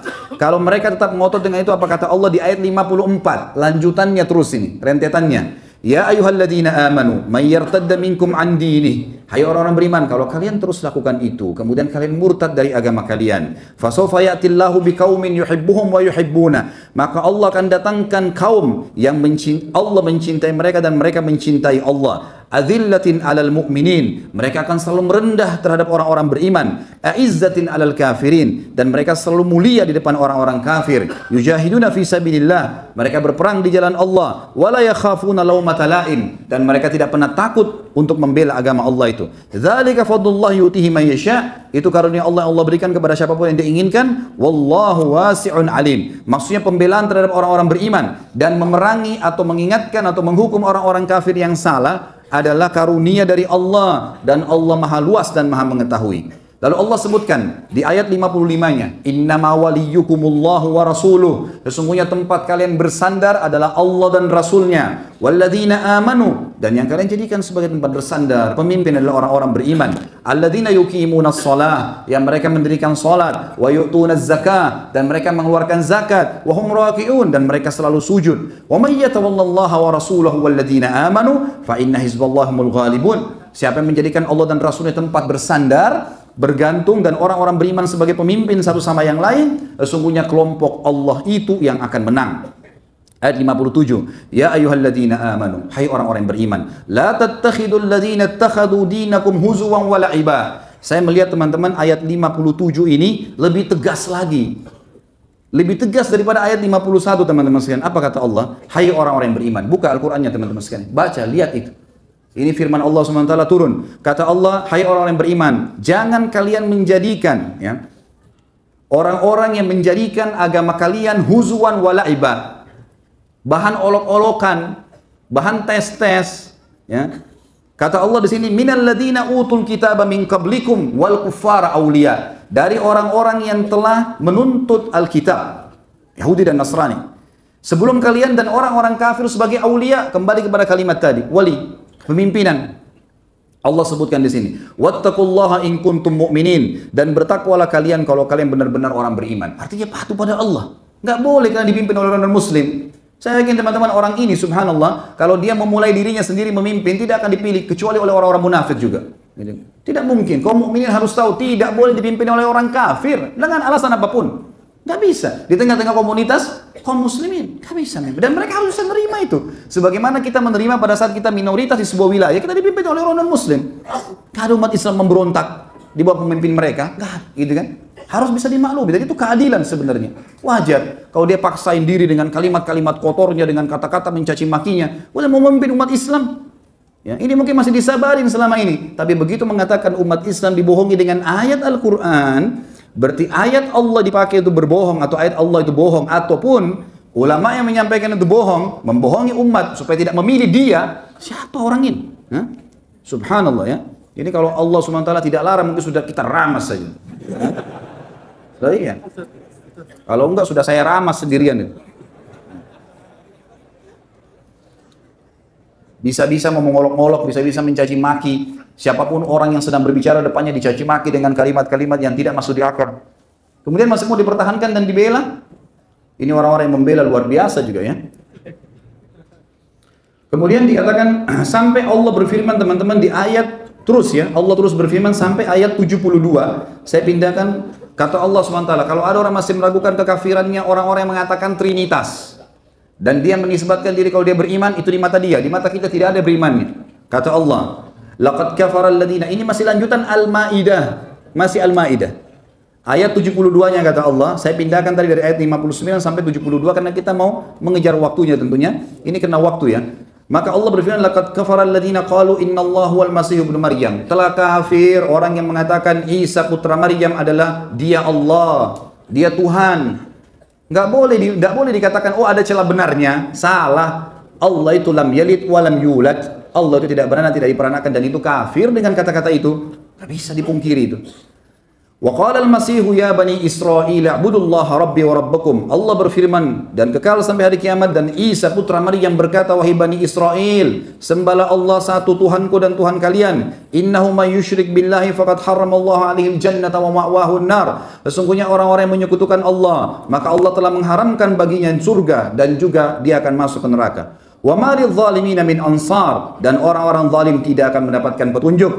Ayat 70 selanjutnya, ayat 73-nya. Laqad kafara alladziina qalu innallaha tsalitsu tsalatsa. Ini dua ayat berturut-turut ya. Al-Maidah ayat 72 ayat 3 memastikan kekafirannya orang-orang Nasrani, enggak bisa diragukan. Dan kalau kafir tidak boleh memimpin kaum muslimin mutlak.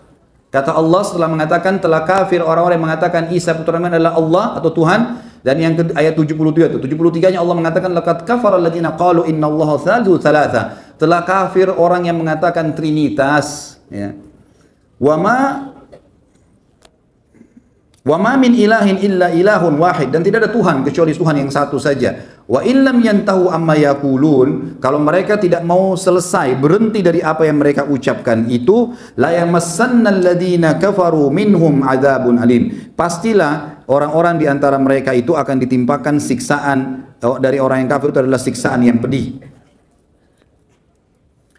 Kemudian Allah Subhanahu wa taala juga mengatakan afala yatubuna ilallah, tidakkah mereka taubat kepada Allah dan tidak mengatakan lagi trinitas itu, tidak lagi membela-bela orang yang salah, wa yastaghfiruna, dan bertobat kepada Allah, wallahu ghafurur rahim. Allah bisa memaafkan asal mereka mau.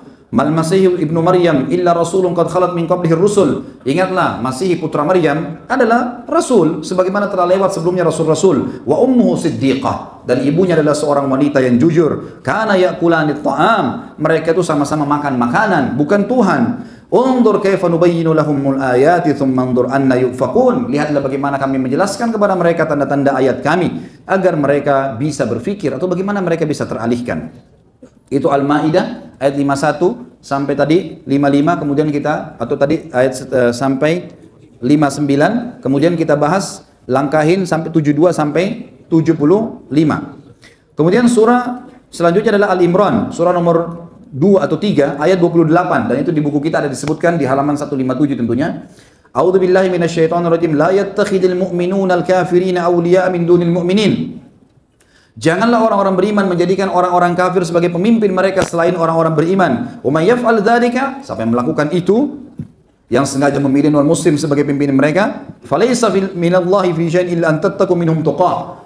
Tidak ada lagi urusan kalian kecuali kalian harus berlepas diri dari orang-orang itu. Wa yuhadzirukumullahu nafsa wa ilallahil masir. Dan Allah mengingatkan kalian tentang dirinya. Hati-hati, azabnya Allah akan datang. Sesungguhnya kalian akan menuju kepada Allah.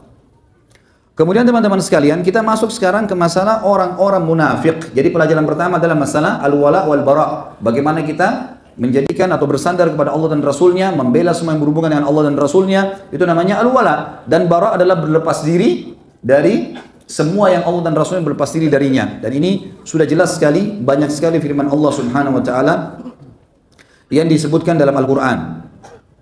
Maaf, saya akan sebutkan lagi, ada ayat surah At-Taubah, ayat surah nomor 9 ayat 24 sampai 25.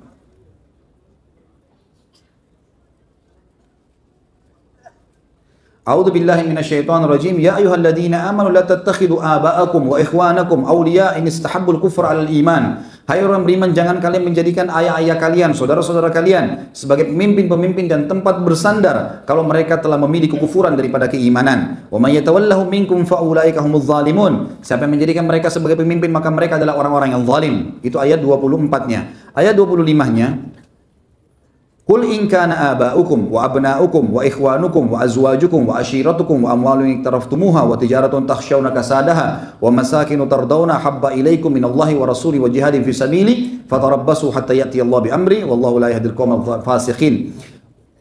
Katakanlah, hai Muhammad, kalau seandainya ayah-ayah kalian, anak-anak kalian, saudara-saudara kalian, istri-istri kalian, atau pasangan hidup kalian, atau keluarga kalian, dan harta yang kalian sedang kumpulkan, ini untuk orang-orang munafik semua ditekankan di sini. Dan bisnis yang kalian sedang bangun, serta tempat-tempat tinggal yang kalian sedang kejar dan bangga-banggakan, lebih kalian cintai daripada Allah dan Rasulnya. Setelah Allah dan Rasulnya diolok-olok lalu kalian biarkan, lalu dan jihad di jalannya, membela di jalan Allah, maka tunggulah saja sampai Allah datangkan perkaranya. Sesungguhnya Allah tidak akan memberikan petunjuk bagi kaum yang fasik. Kata sebagian ulama tafsir, maksudnya Allah akan menghukumnya.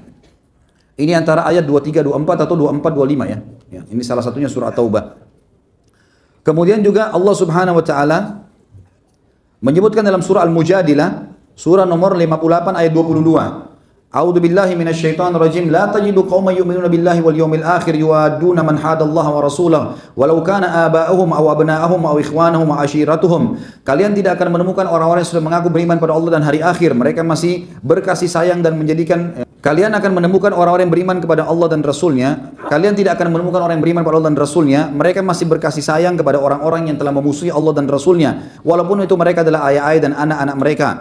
Walau kana aba'uhum aw abna'uhum aw ikhwanahum, atau saudara-saudara mereka, wa ashiratuhum, atau kerabat-kerabat mereka. Ulaika kataba fi qulubihimul iman, mereka itulah yang telah Allah tanamkan dalam hati mereka keimanan. Wa ayyadahum bi ruhin min, dan Allah berikan ketenangan di dalam hati-hati mereka. Wa yudkhiluhumul jannatin tajri min tahtiha al-anharu khalidina fiha radhiyallahu anhum wa radu an. Sesungguhnya mereka itulah yang telah Allah Subhanahu wa taala siapkan surga bagi mereka yang di bawahnya mengalir sungai-sungai, dan mereka kekal dalamnya, dan Allah ridho kepada mereka dan mereka pun ridho kepada Allah Subhanahu wa taala. Al-ayat. Dan ini cukup banyak ayat-ayat Al-Qur'an yang membahas tentang masalah apa yang kita sebutkan tadi. Ini pelajaran pertama teman-teman sekalian, dan ingat al-wala wal bara hukumnya wajib dalam agama kita, dan juga kita harus betul-betul berpegang teguh pada apa yang telah disampaikan. Seperti ulama berikan gambaran, la ilaha illallah ada wala, ada baraknya. La ilaha, ya, ini adalah bara, ya. Ini berlepas diri dari semua yang disembah selain Allah. Illallah adalah, ini adalah waliya, atau kita bergantung kepada Allah SWT. Yang kedua, adanya kelompok munafik. Dan ini sudah disebutkan dalam kisah Al-Julais tadi bin Suwaid. Dan ini juga adalah teman-teman sekalian sudah saya bahasakan tadi, orang-orang munafik yang paling banyak memang sengaja membela-bela orang-orang non-muslim ini dalam perilaku-perilaku mereka yang salah. Yang salah, ya. Kalau perilaku yang benar tidak ada masalah, tapi kalau perilaku yang salah, maka tentu tidak boleh. Sebagaimana Allah Subhanahu wa taala menyebutkan tentang orang-orang munafik, banyak sekali dalil-dalil berhubungan dengan masalah ini. Di antaranya di dalam surah Al-Hasyr, surah nomor 59 ayat 11 sampai ayat 13. A'udzu billahi minasyaitonir rajim. Alam tara ilal ladzina nafaqu yaquluna li ikhwanihim alladhina kafaru min ahli kitabi la in ukhrijtum lanakhrujanna ma'akum wa lanuti'u fiikum ahadan abada wa in qutiltum lanansurannakum wallahu yashhadu innahum lakadzibun. Kalian akan melihat orang-orang yang dalam hatinya ada sifat kemunafikan, membenci Islam. Sederhananya munafik itu adalah membenci Islam. Zahirnya namanya muslim, zahirnya adalah orang-orang muslim, tapi mereka membenci Islam. Sengaja mencari-cari sesuatu yang mengatakan ini adalah kelemahan Islam. Lalu kenapa kamu muslim? Gitu kan? Tidak usah jadi muslim sekalian. Tapi Allah menyebutkan, mereka berkata kepada teman-teman mereka, bahkan Allah mengatakan di ikhwanihim alladhina kafaru, pada saudara-saudara mereka yang telah kafir dari ahli kitab, kalau kalian dikeluarkan, maka kalian juga akan keluar bersama kalian. Dan kami tidak akan membiarkan kalian untuk dianiaya. Kalau kalian diperangi, maka kami akan memerangi kalian. Dan Allah memberikan kesaksian kalau orang-orang munafik itu semuanya dusta. Lain ukhriju, kalau seandainya orang-orang kafir itu pun dikeluarkan dan diusir, la yakhrujuna ma'ahum, mereka tidak akan keluar bersamanya. Wala in qutilu la yansurunahum, dan kalau seandainya mereka diperangi, mereka tidak akan menolong. Wala in nasaruhum la yuwallunal adbar, kalaupun mereka mencoba untuk membelanya, maka mereka berusaha untuk melarikan diri. Tsumma la yunsarun, dan tidak akan ada yang menolong orang-orang kafir yang telah mengolok-olok agama Allah. La antum asyaddu rahbatan fi suduri minallah. Sesungguhnya ketahuilah kalian adalah kaum mukminin, orang-orang yang paling ditakuti oleh mereka di dalam hati mereka. Dzalika bi annahum qaumun la yafqahun, karena mereka kaum yang tidak berakal atau tidak memahami.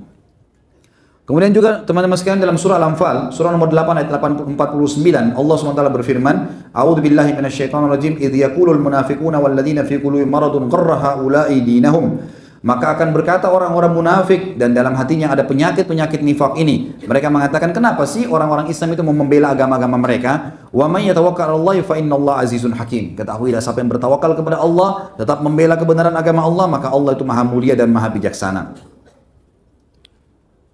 Kemudian juga mereka berkata dalam surah Al-Ahzab, surah nomor 33 ayat 12, A'udzubillahi minasyaitonir rajim. Wa idh yaqulul munafiquna walladzina fi qulubihim maradun ma wa'adana Allahu wa rasuluhu illa ghurura. Sesungguhnya orang-orang munafik berkata, dan orang-orang yang dalam hatinya ada sifat kemunafikan ini, Allah dan Rasulnya tidak menjanjikan kami kecuali semuanya dusta, nggak benar gitu. Kemarin subhanallah saya baru baca tulisan dan orang ini mengaku muslim dan tulisannya semuanya mengolok-olok kalau hadis-hadis Nabi SAW itu tidak benar, tidak relevan lagi, tidak sesuai dengan zaman, mestinya harus begini, mestinya harus begitu. Dan ini orang sama sekali, mungkin kalau kita suruh mengaji mungkin tidak bisa mengaji, gitu kan? Ya. Ini sangat disayangkan sekali bagaimana mereka bisa leluasa berbicara di negara seperti negara kita di Indonesia yang sudah semestinya menghormati agama. Yang terakhir teman-teman sekalian, saya tentu banyak dari ini saya tidak sebutkan semua dalam surah An-Nisa, surah nomor 4 ayat 138 sampai 139. Allah SWT menyampaikan kepada orang-orang munafik yang membela tadi orang-orang non-muslim itu, A'udzubillahi minasyaitonirrajim, basyiril munafiqina bi anna lahum adzaban alima. Sampaikan berita kepada orang-orang munafik bahwasanya mereka akan mendapatkan siksa yang pedih. Alladzina yattakhidunal kafirina awliya'a min dunil mu'minin. Yang mana mereka menjadikan orang-orang kafir sebagai pemimpin mereka selain orang-orang yang beriman. Ayabtaguna indahumul izzah. Apakah mereka menganggap bahwasanya orang kafir itu memiliki kemuliaan? Fa innal izzata lillahi jami'a. Sesungguhnya kemuliaan itu hanya milik Allah Subhanahu wa taala.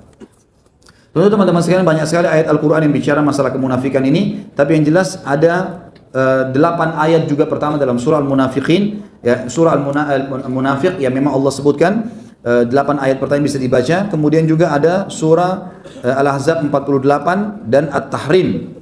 Surah nomor 66 ayat 9, At-Taubah 9, surah nomor 9 ayat 73 juga Allah Subhanahu wa taala menyebutkan tentang kemunafikan orang-orang ini. Kemudian teman-teman pelajaran yang ketiga adalah bagaimana kita mempelajari adanya taubat dalam Islam. Adanya taubat. Setelah kita jelaskan panjang lebar al-wala wal bara, ini faedah yang pertama. Faedah yang kedua adalah masalah adanya orang-orang munafik. Dan ingat teman-teman sekalian, jangan terpengaruh dengan nama, jangan terpengaruh dengan penampilan, jangan terpengaruh dengan kata-kata. Karena orang-orang munafik di zaman Nabi SAW juga disebutkan begitu. Mereka memiliki kelebihan fisik, mereka memiliki retorika dalam berbicara, tapi kelihatan kemunafikan. Semua yang membenci Islam atau menyari kesalahan-kesalahan Islam atau menganggap Islam belum sempurna, tidak relevan dan semuanya adalah kaum munafikin. Jelas disebutkan di dalam surah Al-Munafiqin 8 ayat pertama. Yang ketiga teman-teman ada masalah taubat dan Islam menerima itu. Islam menerima taubat. Seperti Julas, tadi Al-Julas bin Suwaid, dia bertaubat dari kemunafikannya. Setelah Allah bongkar kedoknya, maka dia bertaubat. Baik, Allah terima taubat. Asal taubat nasuha benar-benar, gitu kan? Tapi ingat teman-teman sekalian, taubat ini tidak cukup kecuali harus ada hukuman bersamanya. Karena orang kepergok harus dihukum, nggak bisa enggak, gitu kan? Jadi pernah ada beberapa orang munafik pada saat waktu perang Tabuk mereka berkata, ya, sesungguhnya apa yang sedang dilakukan ini oleh muslimin pergi ke perang Tabuk segala ini perbuatan konyol. Musim panas, ngapain buah-buahan lagi berbuah? Untuk apa kita pergi ke sana gitu?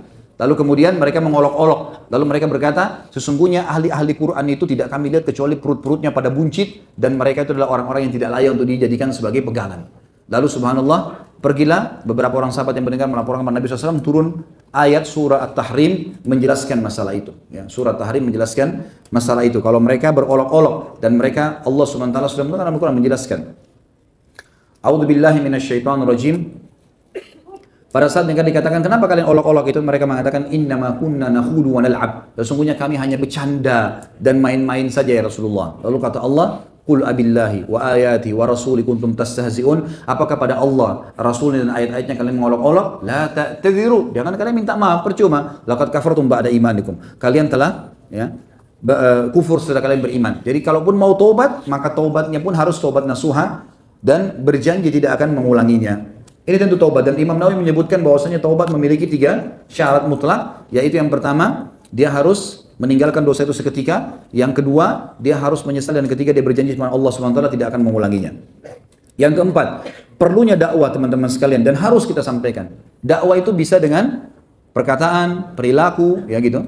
Termasuk dakwah dalam Islam adalah membela kebenaran Islam, seperti yang terjadi sekarang. Wajar kaum muslimin membela itu, gitu kan? Dan saya bersyukur kepada Allah Subhanahu wa taala kalau muslimin menyadari bahwasanya pentingnya untuk membela kitabnya Allah Subhanahu wa taala. Dan ini juga memberikan gambaran kepada orang non muslim, memang negara yang sedang mereka tinggal sekarang negara yang mayoritasnya muslim. Nggak bisa mereka main-main dan mengolok-olok kaum muslimin, dan tidak pernah selama pemimpin muslim ada kemudian mereka tidak mendapatkan haknya. Malah banyak minoritas yang diberikan haknya tadi kaum yang mayoritas. Jadi dakwah perlu disampaikan dan nasihat. Makanya tadi Umair radhiyallahu anhu menasihatin ayat dirinya, mengatakan kau telah berkata begini, taubatlah kepada Allah, kalau tidak saya akan lapor kepada Nabi sallallahu alaihi wasallam. Lalu dia tidak mau, maka dilaporkanlah, dan ini kebenaran teman-teman sekalian. Kita harus sampaikan kebenaran itu. Kata Nabi sallallahu alaihi wasallam dalam hadis, "Awthaqu 'ural iman al-muwalatum fillahi wal mu'adatum fillah wal hubbu fillahi wal bughdu fillah." Tali simpul keimanan seseorang yang paling kuat di antara satu sama yang lain antara kaum mukminin adalah wala kepada Allah dan bara kepada Allah. Maksudnya bergantung dan membela semua apa yang Allah perintahkan dan memusuhi semua apa yang Allah musuhi, menyintai karena Allah dan membenci juga karena Allah Subhanahu wa taala. Yang kelima teman-teman, pentingnya menanamkan pendidikan dari masa kecil. Dari masa kecil. Bagaimana kita mendidik agama itu dari masa kecil. Jadi sekarang kalau kita pernah teman-teman baru kenal agama, kita baru kenal agama, mungkin di umur 30 tahun, 40 tahun, 50 tahun, baru kita kenal sekarang, oke lah. Ya. Kita jangan wariskan itu pada anak-anak. Biarkan mereka mengenal agama dari masa dini. Biarkan mereka mengenal dari kecil. Ingatkan selalu perkataan Allah. Gitu ya. Tanamkan kepada anak-anak. Pada saat saya bilang kepada anak-anak saya dari umur 2 tahun, dari mereka mulai bisa ngomong, nggak boleh dengar musik nak, hukumnya haram, nggak boleh kenal nak, nggak boleh dengar nak. Anak saya sekarang walaupun masih terbata-bata bisa mengatakan itu. Pada saat ada ringtone di HP bunyi, seseorang yang datang, kemudian di rumah kemudian bunyi, dia bisa mengatakan musik haram, gitu kan. Dia bahasakan itu. Dan alhamdulillah tertanam dalam jiwanya. Penanaman itu sangat penting karena mereka akan bawa menjadi prinsip dasar dalam kehidupan mereka. Itu dakwah dan harus penting penanaman itu. Kemudian yang keenam teman-teman, pentingnya memilih pemimpin yang gubernur yang zuhud dan memenuhi syarat-syarat dan muslim. Yang membuat kata para ulama suksesnya Umar radhiyallahu anhu dalam kepemimpinannya sebagaimana Umar bin Abdul Aziz pernah berkata. Satu cucu Umar bin Khattab, pimpinan Daulah Umayyah di tahun 99 sampai 101. 2 tahun memimpin tidak ada lagi orang yang menerima zakat. Waktu dia pertama jadi khalifah, dia mengirim surat kepada sepupunya sendiri, Salim bin Abdullah bin Umar, cucunya Umar bin Khattab di Madinah, seorang ulama Madinah namanya Salim, adalah rahimahumullah. Umar bin Abdul Aziz menulis surat mengatakan, nah ini Umar bin Abdul Aziz, yang ini, kemudian ada bin Asim bin Umar bin Khattab. Jadi ini sama-sama cucu Umar radhiyallahu anhu. Maka kata Umar bin Abdul Aziz kepada sepupunya, hai Salim, kirimkan kepada saya semua informasi tentang kakek kita Umar karena saya mau memimpin seperti dia. Jawabannya Salim apa? Hai Umar, kalau seandainya kau menjadikan dirimu seperti Umar, kakek kita dulu, dari kesolehannya, dari kezuhudannya, dari segala, Allah akan datangkan orang-orang yang semisal dengan orang-orang yang di sekitar Umar. Jadi termasuk perilaku Umar adalah beliau selalu fokus mencari orang-orang beriman. Semua gubernur yang ada syubhatnya sedikit langsung dicabut sama dia, dicopot dan langsung diletakkan orang-orang yang sesuai dengan kriteria yang sudah saya bacakan tadi dan akan saya ulangi lagi teman-teman sekalian. Kriteria Umar radhiyallahu anhu sudah sangat jelas masalah kepemimpinan dan ini mestinya menjadi tolok ukur buat kita semua. Itu ada di halaman 166 yang pegang bukunya tentunya. Di sini Umar memilih gubernur dari kalangan ahli zuhud. Itu dulu yang pertama, yang mendahulukan akhirat dari dunia. Kemudian berhati bersih, hatinya betul-betul kebenaran, bukan karena keluarga, bukan karena segala-gala. Saya kemarin subhanallah pada saat bertemu dengan Imam Masjid Aqsa, kemudian waktu kami lagi umrah plus Aqsa, kemudian saya mampir, saya bicara sama imamnya. Saya bilang, kenapa? Kira-kira hikmahnya apa? Allah belum berikan kepada antum ini kemenangan. Dia bilang, kalau Allah subhanahu wa ta'ala memberikan kepada kami pemimpin yang tangannya bersih dan hatinya bersih, maka kami akan menang. Makna kalimat ini dalam teman-teman sekalian. Maksudnya apa? Tangannya bersih, tidak memiliki kecuali yang halal, hatinya bersih kecuali tidak ada kecuali keadilan. Maka kita akan diberikan kemenangan. Dan itu yang dimaksud dengan statement Umar di sini. Kemudian yang ketiga, orang-orang yang beriman dan benar dengan keimanannya, bukan munafik. Yang keempat, orang-orang yang tidak mencari nama. Dan kita temukan orang seperti ini tidak pernah menyebut-nyebut kebaikannya. Sudah banyak orang yang dibantu tidak pernah disebutkan. Ada orang, kalau sudah mulai kita duduk bertemu lalu ngobrolnya adalah masalah kebaikan dia saja, ini nggak layak jadi teman teman-teman sekalian. Oh saya sudah begini, aku sudah begini, ini kata-kata saya dan aku ini sudah tanda-tanda kesombongan, gitu kan?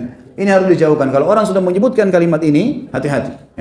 Ini berarti sudah keluar dari kriteria yang Umar pilih. Kemudian yang keempat, yang kelima, yang pertama tadi ahli zuhud, yang kedua hatinya bersih, yang ketiga orang beriman dengan benar keimanannya, yang keempat adalah tidak mencari nama, yang kelima orang yang selalu mendirikan sholat malam dan berpuasa. Dan ini tolok ukurnya adalah orang-orang yang selalu ibadah. Kemudian yang keenam adalah menghindari kepemimpinan, dan kalau ditawarkan pun dia menghindar. Nanti kalau seandainya dia sudah diikat dengan hukum seperti tadi, Umar memaksa Umair radhiyallahu anhu, baru kemudian Umair mau menjalankannya. Yang ketujuh, pemimpin yang kalau dia berada di tengah-tengah masyarakatnya maka dia melindungi mereka, Ya, mohon maaf saya bahasakan ini. Berapa banyak pemimpin kita pada saat macet, bukan dia duluan menghilangkan macet, malah dia dikasih jalan duluan. Nah, itu.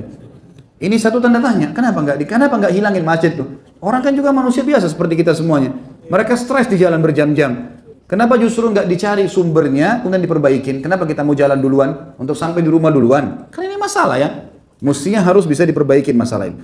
Kemudian juga dikatakan oleh Umar, yang kedelapan adalah orang-orang yang selalu terlihat seperti sama dengan masyarakatnya sehingga tidak bisa dibedakan dari sisi penampilan, pakaian, ya, tempat tinggal antara dia dengan masyarakatnya. Ini pemilihan Umar tentunya.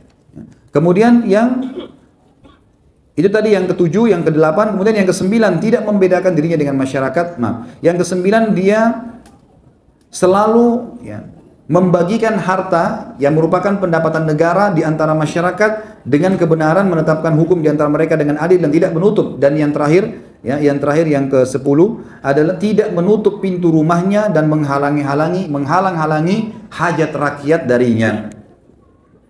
Yang terakhir teman-teman sekalian adalah yang ke-7, pelajaran yang kita ambil dari Umair radhiyallahu anhu adalah zuhud itu sendiri. Bagaimana zuhud itu sangat ditekankan di dalam agama Islam dan sangat dianjurkan, dan zuhud adalah mendahulukan akhirat dari dunia.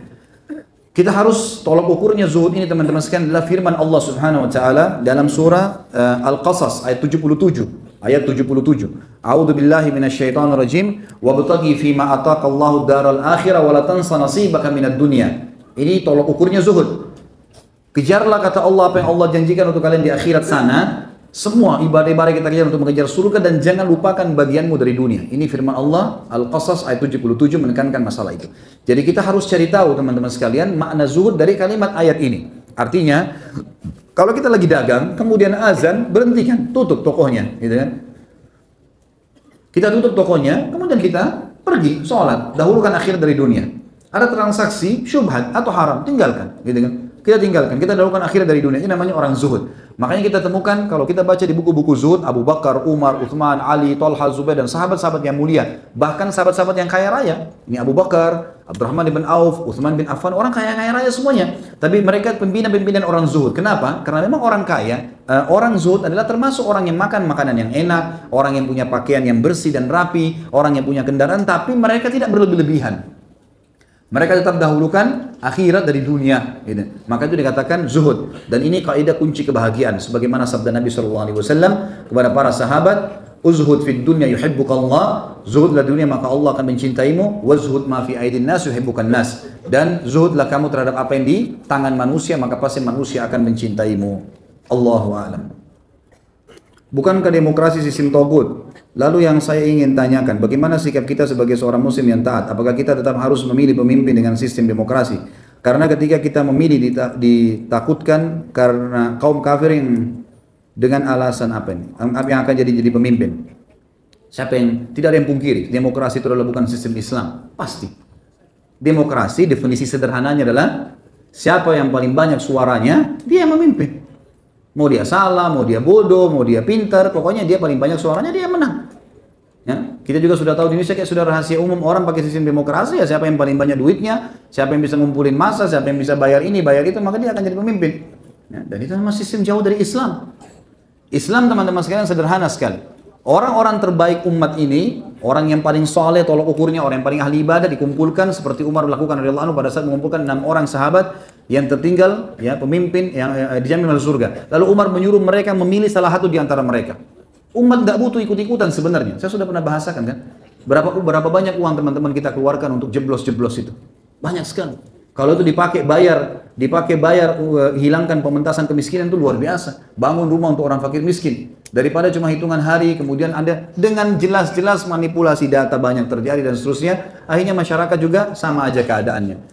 Masyarakat ini cuma butuh nggak lapar, nggak haus, hidup enak. Udah pemimpinnya adalah orang yang paling layak, pilih satu yang paling baik di antara mereka. Itu yang ada dalam Islam. Sistem musyawarah iya ada, tapi bukan demokrasi. Musyawarah adalah orang-orang yang bijak dikumpulkan, mereka mengambil kesimpulan siapa pemimpinnya. Bukan semuanya orang dilibatkan.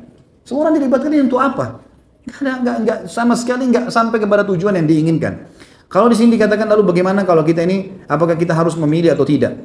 Kalau kita lihat kondisinya, bedakan antara mendukung sistem demokrasi dalam arti kata kita terlibat di dalamnya lah, kita segala macam berbuat apapun yang berhubungan dengan itu tuh hindari, jangan ada di situ. Tapi kalau sekarang kondisinya milih muslim atau non muslim, harus milih. Gimana caranya nggak milih? Gitu kan? Ya harus milih, nggak boleh, nggak mungkin enggak. Tapi kita bukan ikut-ikutan sebenarnya, karena kondisinya muslim atau non muslim, dan hukum syariat menyuruh kita memilih muslim. Dan sudah jelas panjang lebar tadi kita jelaskan masalah wala wal bara, tidak boleh milih memimpin non muslim. Kalau kita nggak milih malah akhirnya jadi masalah. Ingat ya, saya hanya bicara masalah memilihnya saja, bukan ikut terlibat dalam demokrasinya, enggak. Gitu kan? Dan itu masuk dalam masalah ini, dan kemarin sudah kita bicarakan dan sempat didiskusikan dengan salah satu guru kami tentunya, Syekh Sulaiman Rohili, semoga Allah jaga beliau, dan sudah ditanyakan bagaimana kondisinya kayak kita sekarang di Indonesia, terutama Jakarta. Ya, kalau itu harusnya bisa memilih, gitu kan? Kalau kondisinya seperti itu.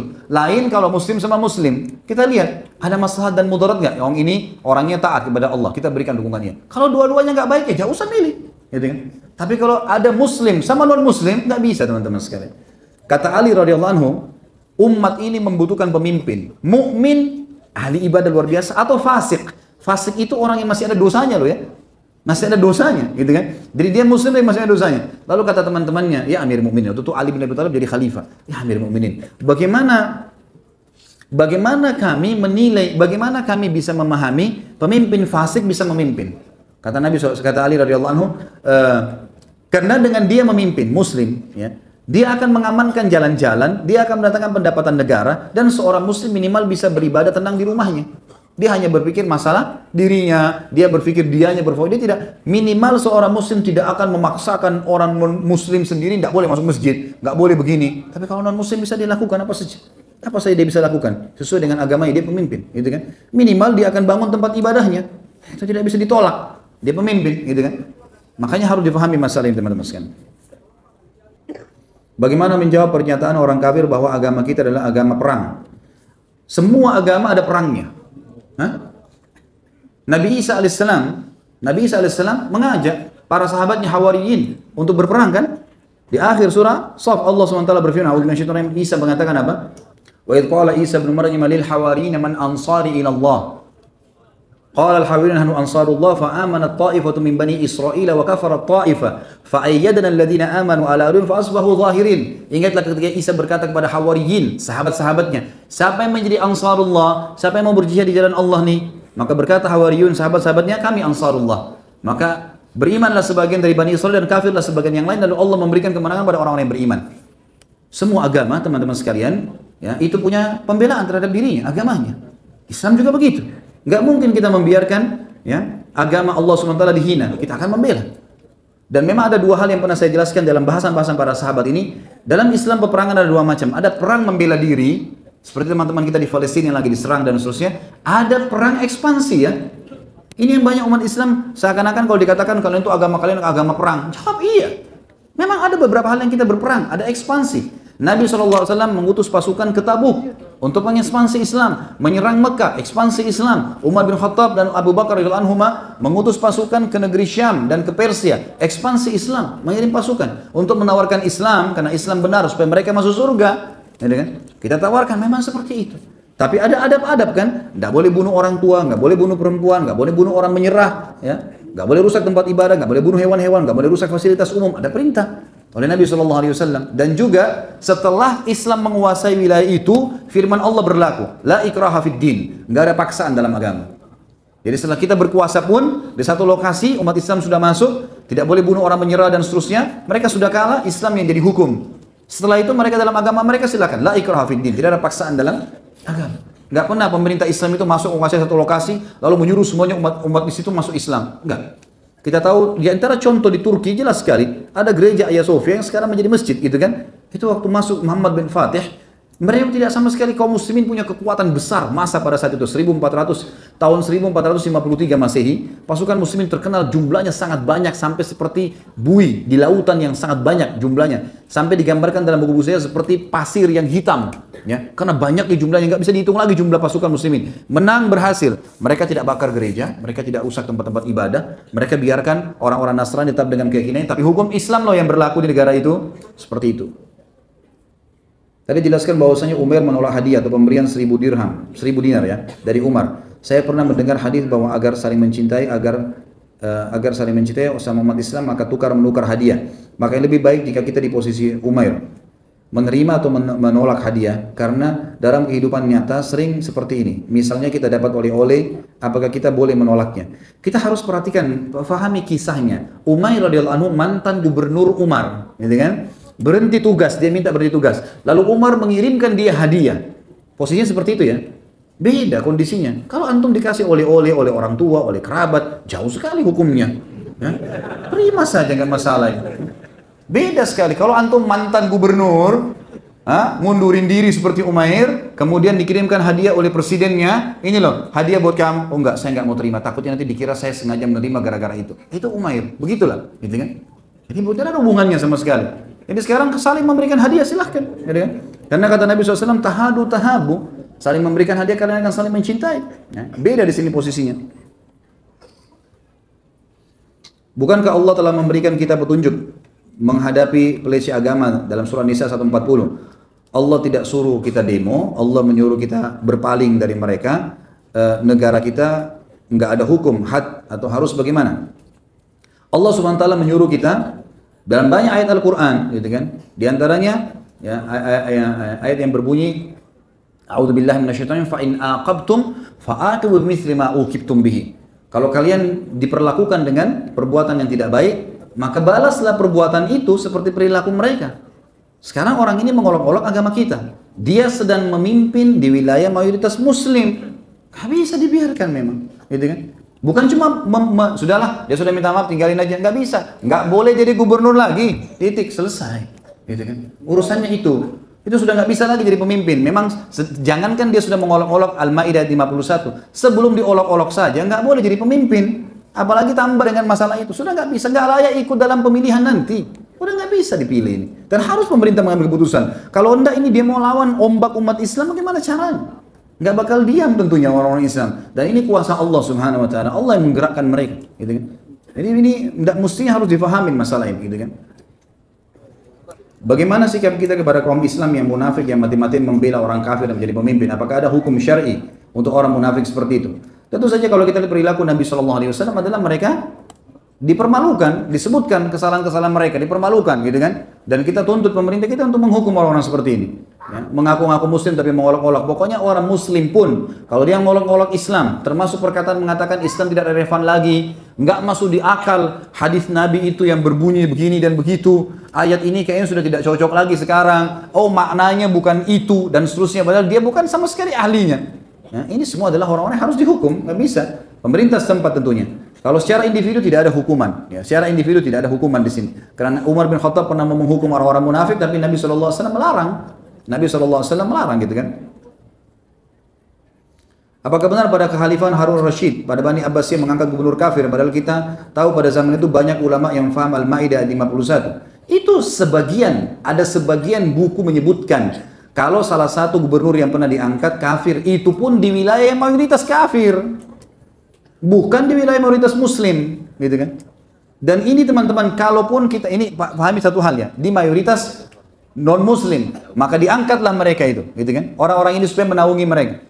Tapi sudah di situ peraturan umat Islam, cuma pemimpinnya saja. Tapi tidak pernah Harun Rashid menjadikan dia pemimpin di wilayah muslim. Enggak pernah. Maksudnya di masyarakatnya mayoritas muslim. Juga dari sisi lain Umar bin Khattab pernah meminta surat dari Abu Musa al-Asy'ari. Hai Abu Musa, datangkan laporan keuangan. Abu Musa menjadi gubernur pada saat itu. Datanglah Abu Musa al-Asy'ari membawa seorang sekretarisnya. Kemudian Umar bin Khattab pada saat dibacakan laporannya, rinci sekali.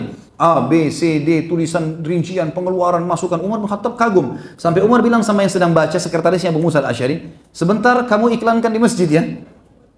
Waktu itu datang ke rumahnya Umar kan, sebentar kamu iklankan di masjid. Kata Abu Musa, dia nggak bisa masuk masjid orang ini. Kata Umar, kenapa? Dia lagi junub. Kata Abu Musa, tidak. Karena orang junub kan nggak boleh masuk masjid kan gitu. Kenapa Abu Musa kau larang sekretarismu masuk? Saya mau dia iklanin nih. Apa dia lagi junub? Kata Abu Musa, tidak. Lalu kenapa? Kata Abu Musa, dia Nasrani. Dia Nasrani. Ini riwayatnya jelas. Disebutkan oleh Ibnu Katsir dalam tafsir beliau, gitu kan? Maka di sini kata Abu Musa, lalu Umar bin Khattab memukul pahaku lalu mengatakan, kenapa kau nggak keluarin dari tadi orang ini? Bukan cuma di masjid, di rumah kau nggak boleh masuk. Keluarin. Kalaupun kita mau benarkan perilaku Harun Rashid yang jelas-jelas memang dia nunjuk pemimpin itu di wilayah yang mayoritas non-muslim juga, gitu kan? Ada orang yang membalik-balikan fakta mengatakan tidak, ini di wilayah muslim. Baiklah, mana yang lebih kita ikutin, Umar bin Khattab atau Harun Rashid? Jelas Umar bin Khattab dia salah satu dari Khulafaur Rasyidin, gitu kan? Jelas sekali. Lalu kenapa sih teman-teman? Kenapa orang ini masih tetap saja menganggap ada kemuliaan di tangan orang non-muslim? Allah mengatakan, ayabtaguna indahumul izzah. Apakah mereka memikirkan ada kemuliaan di tengah orang-orang non-muslim? Kita seakan-akan tidak bisa hidup kecuali mereka. Dan Allah mengatakan orang-orang yang dalam hatinya ada penyakit yang berkata itu.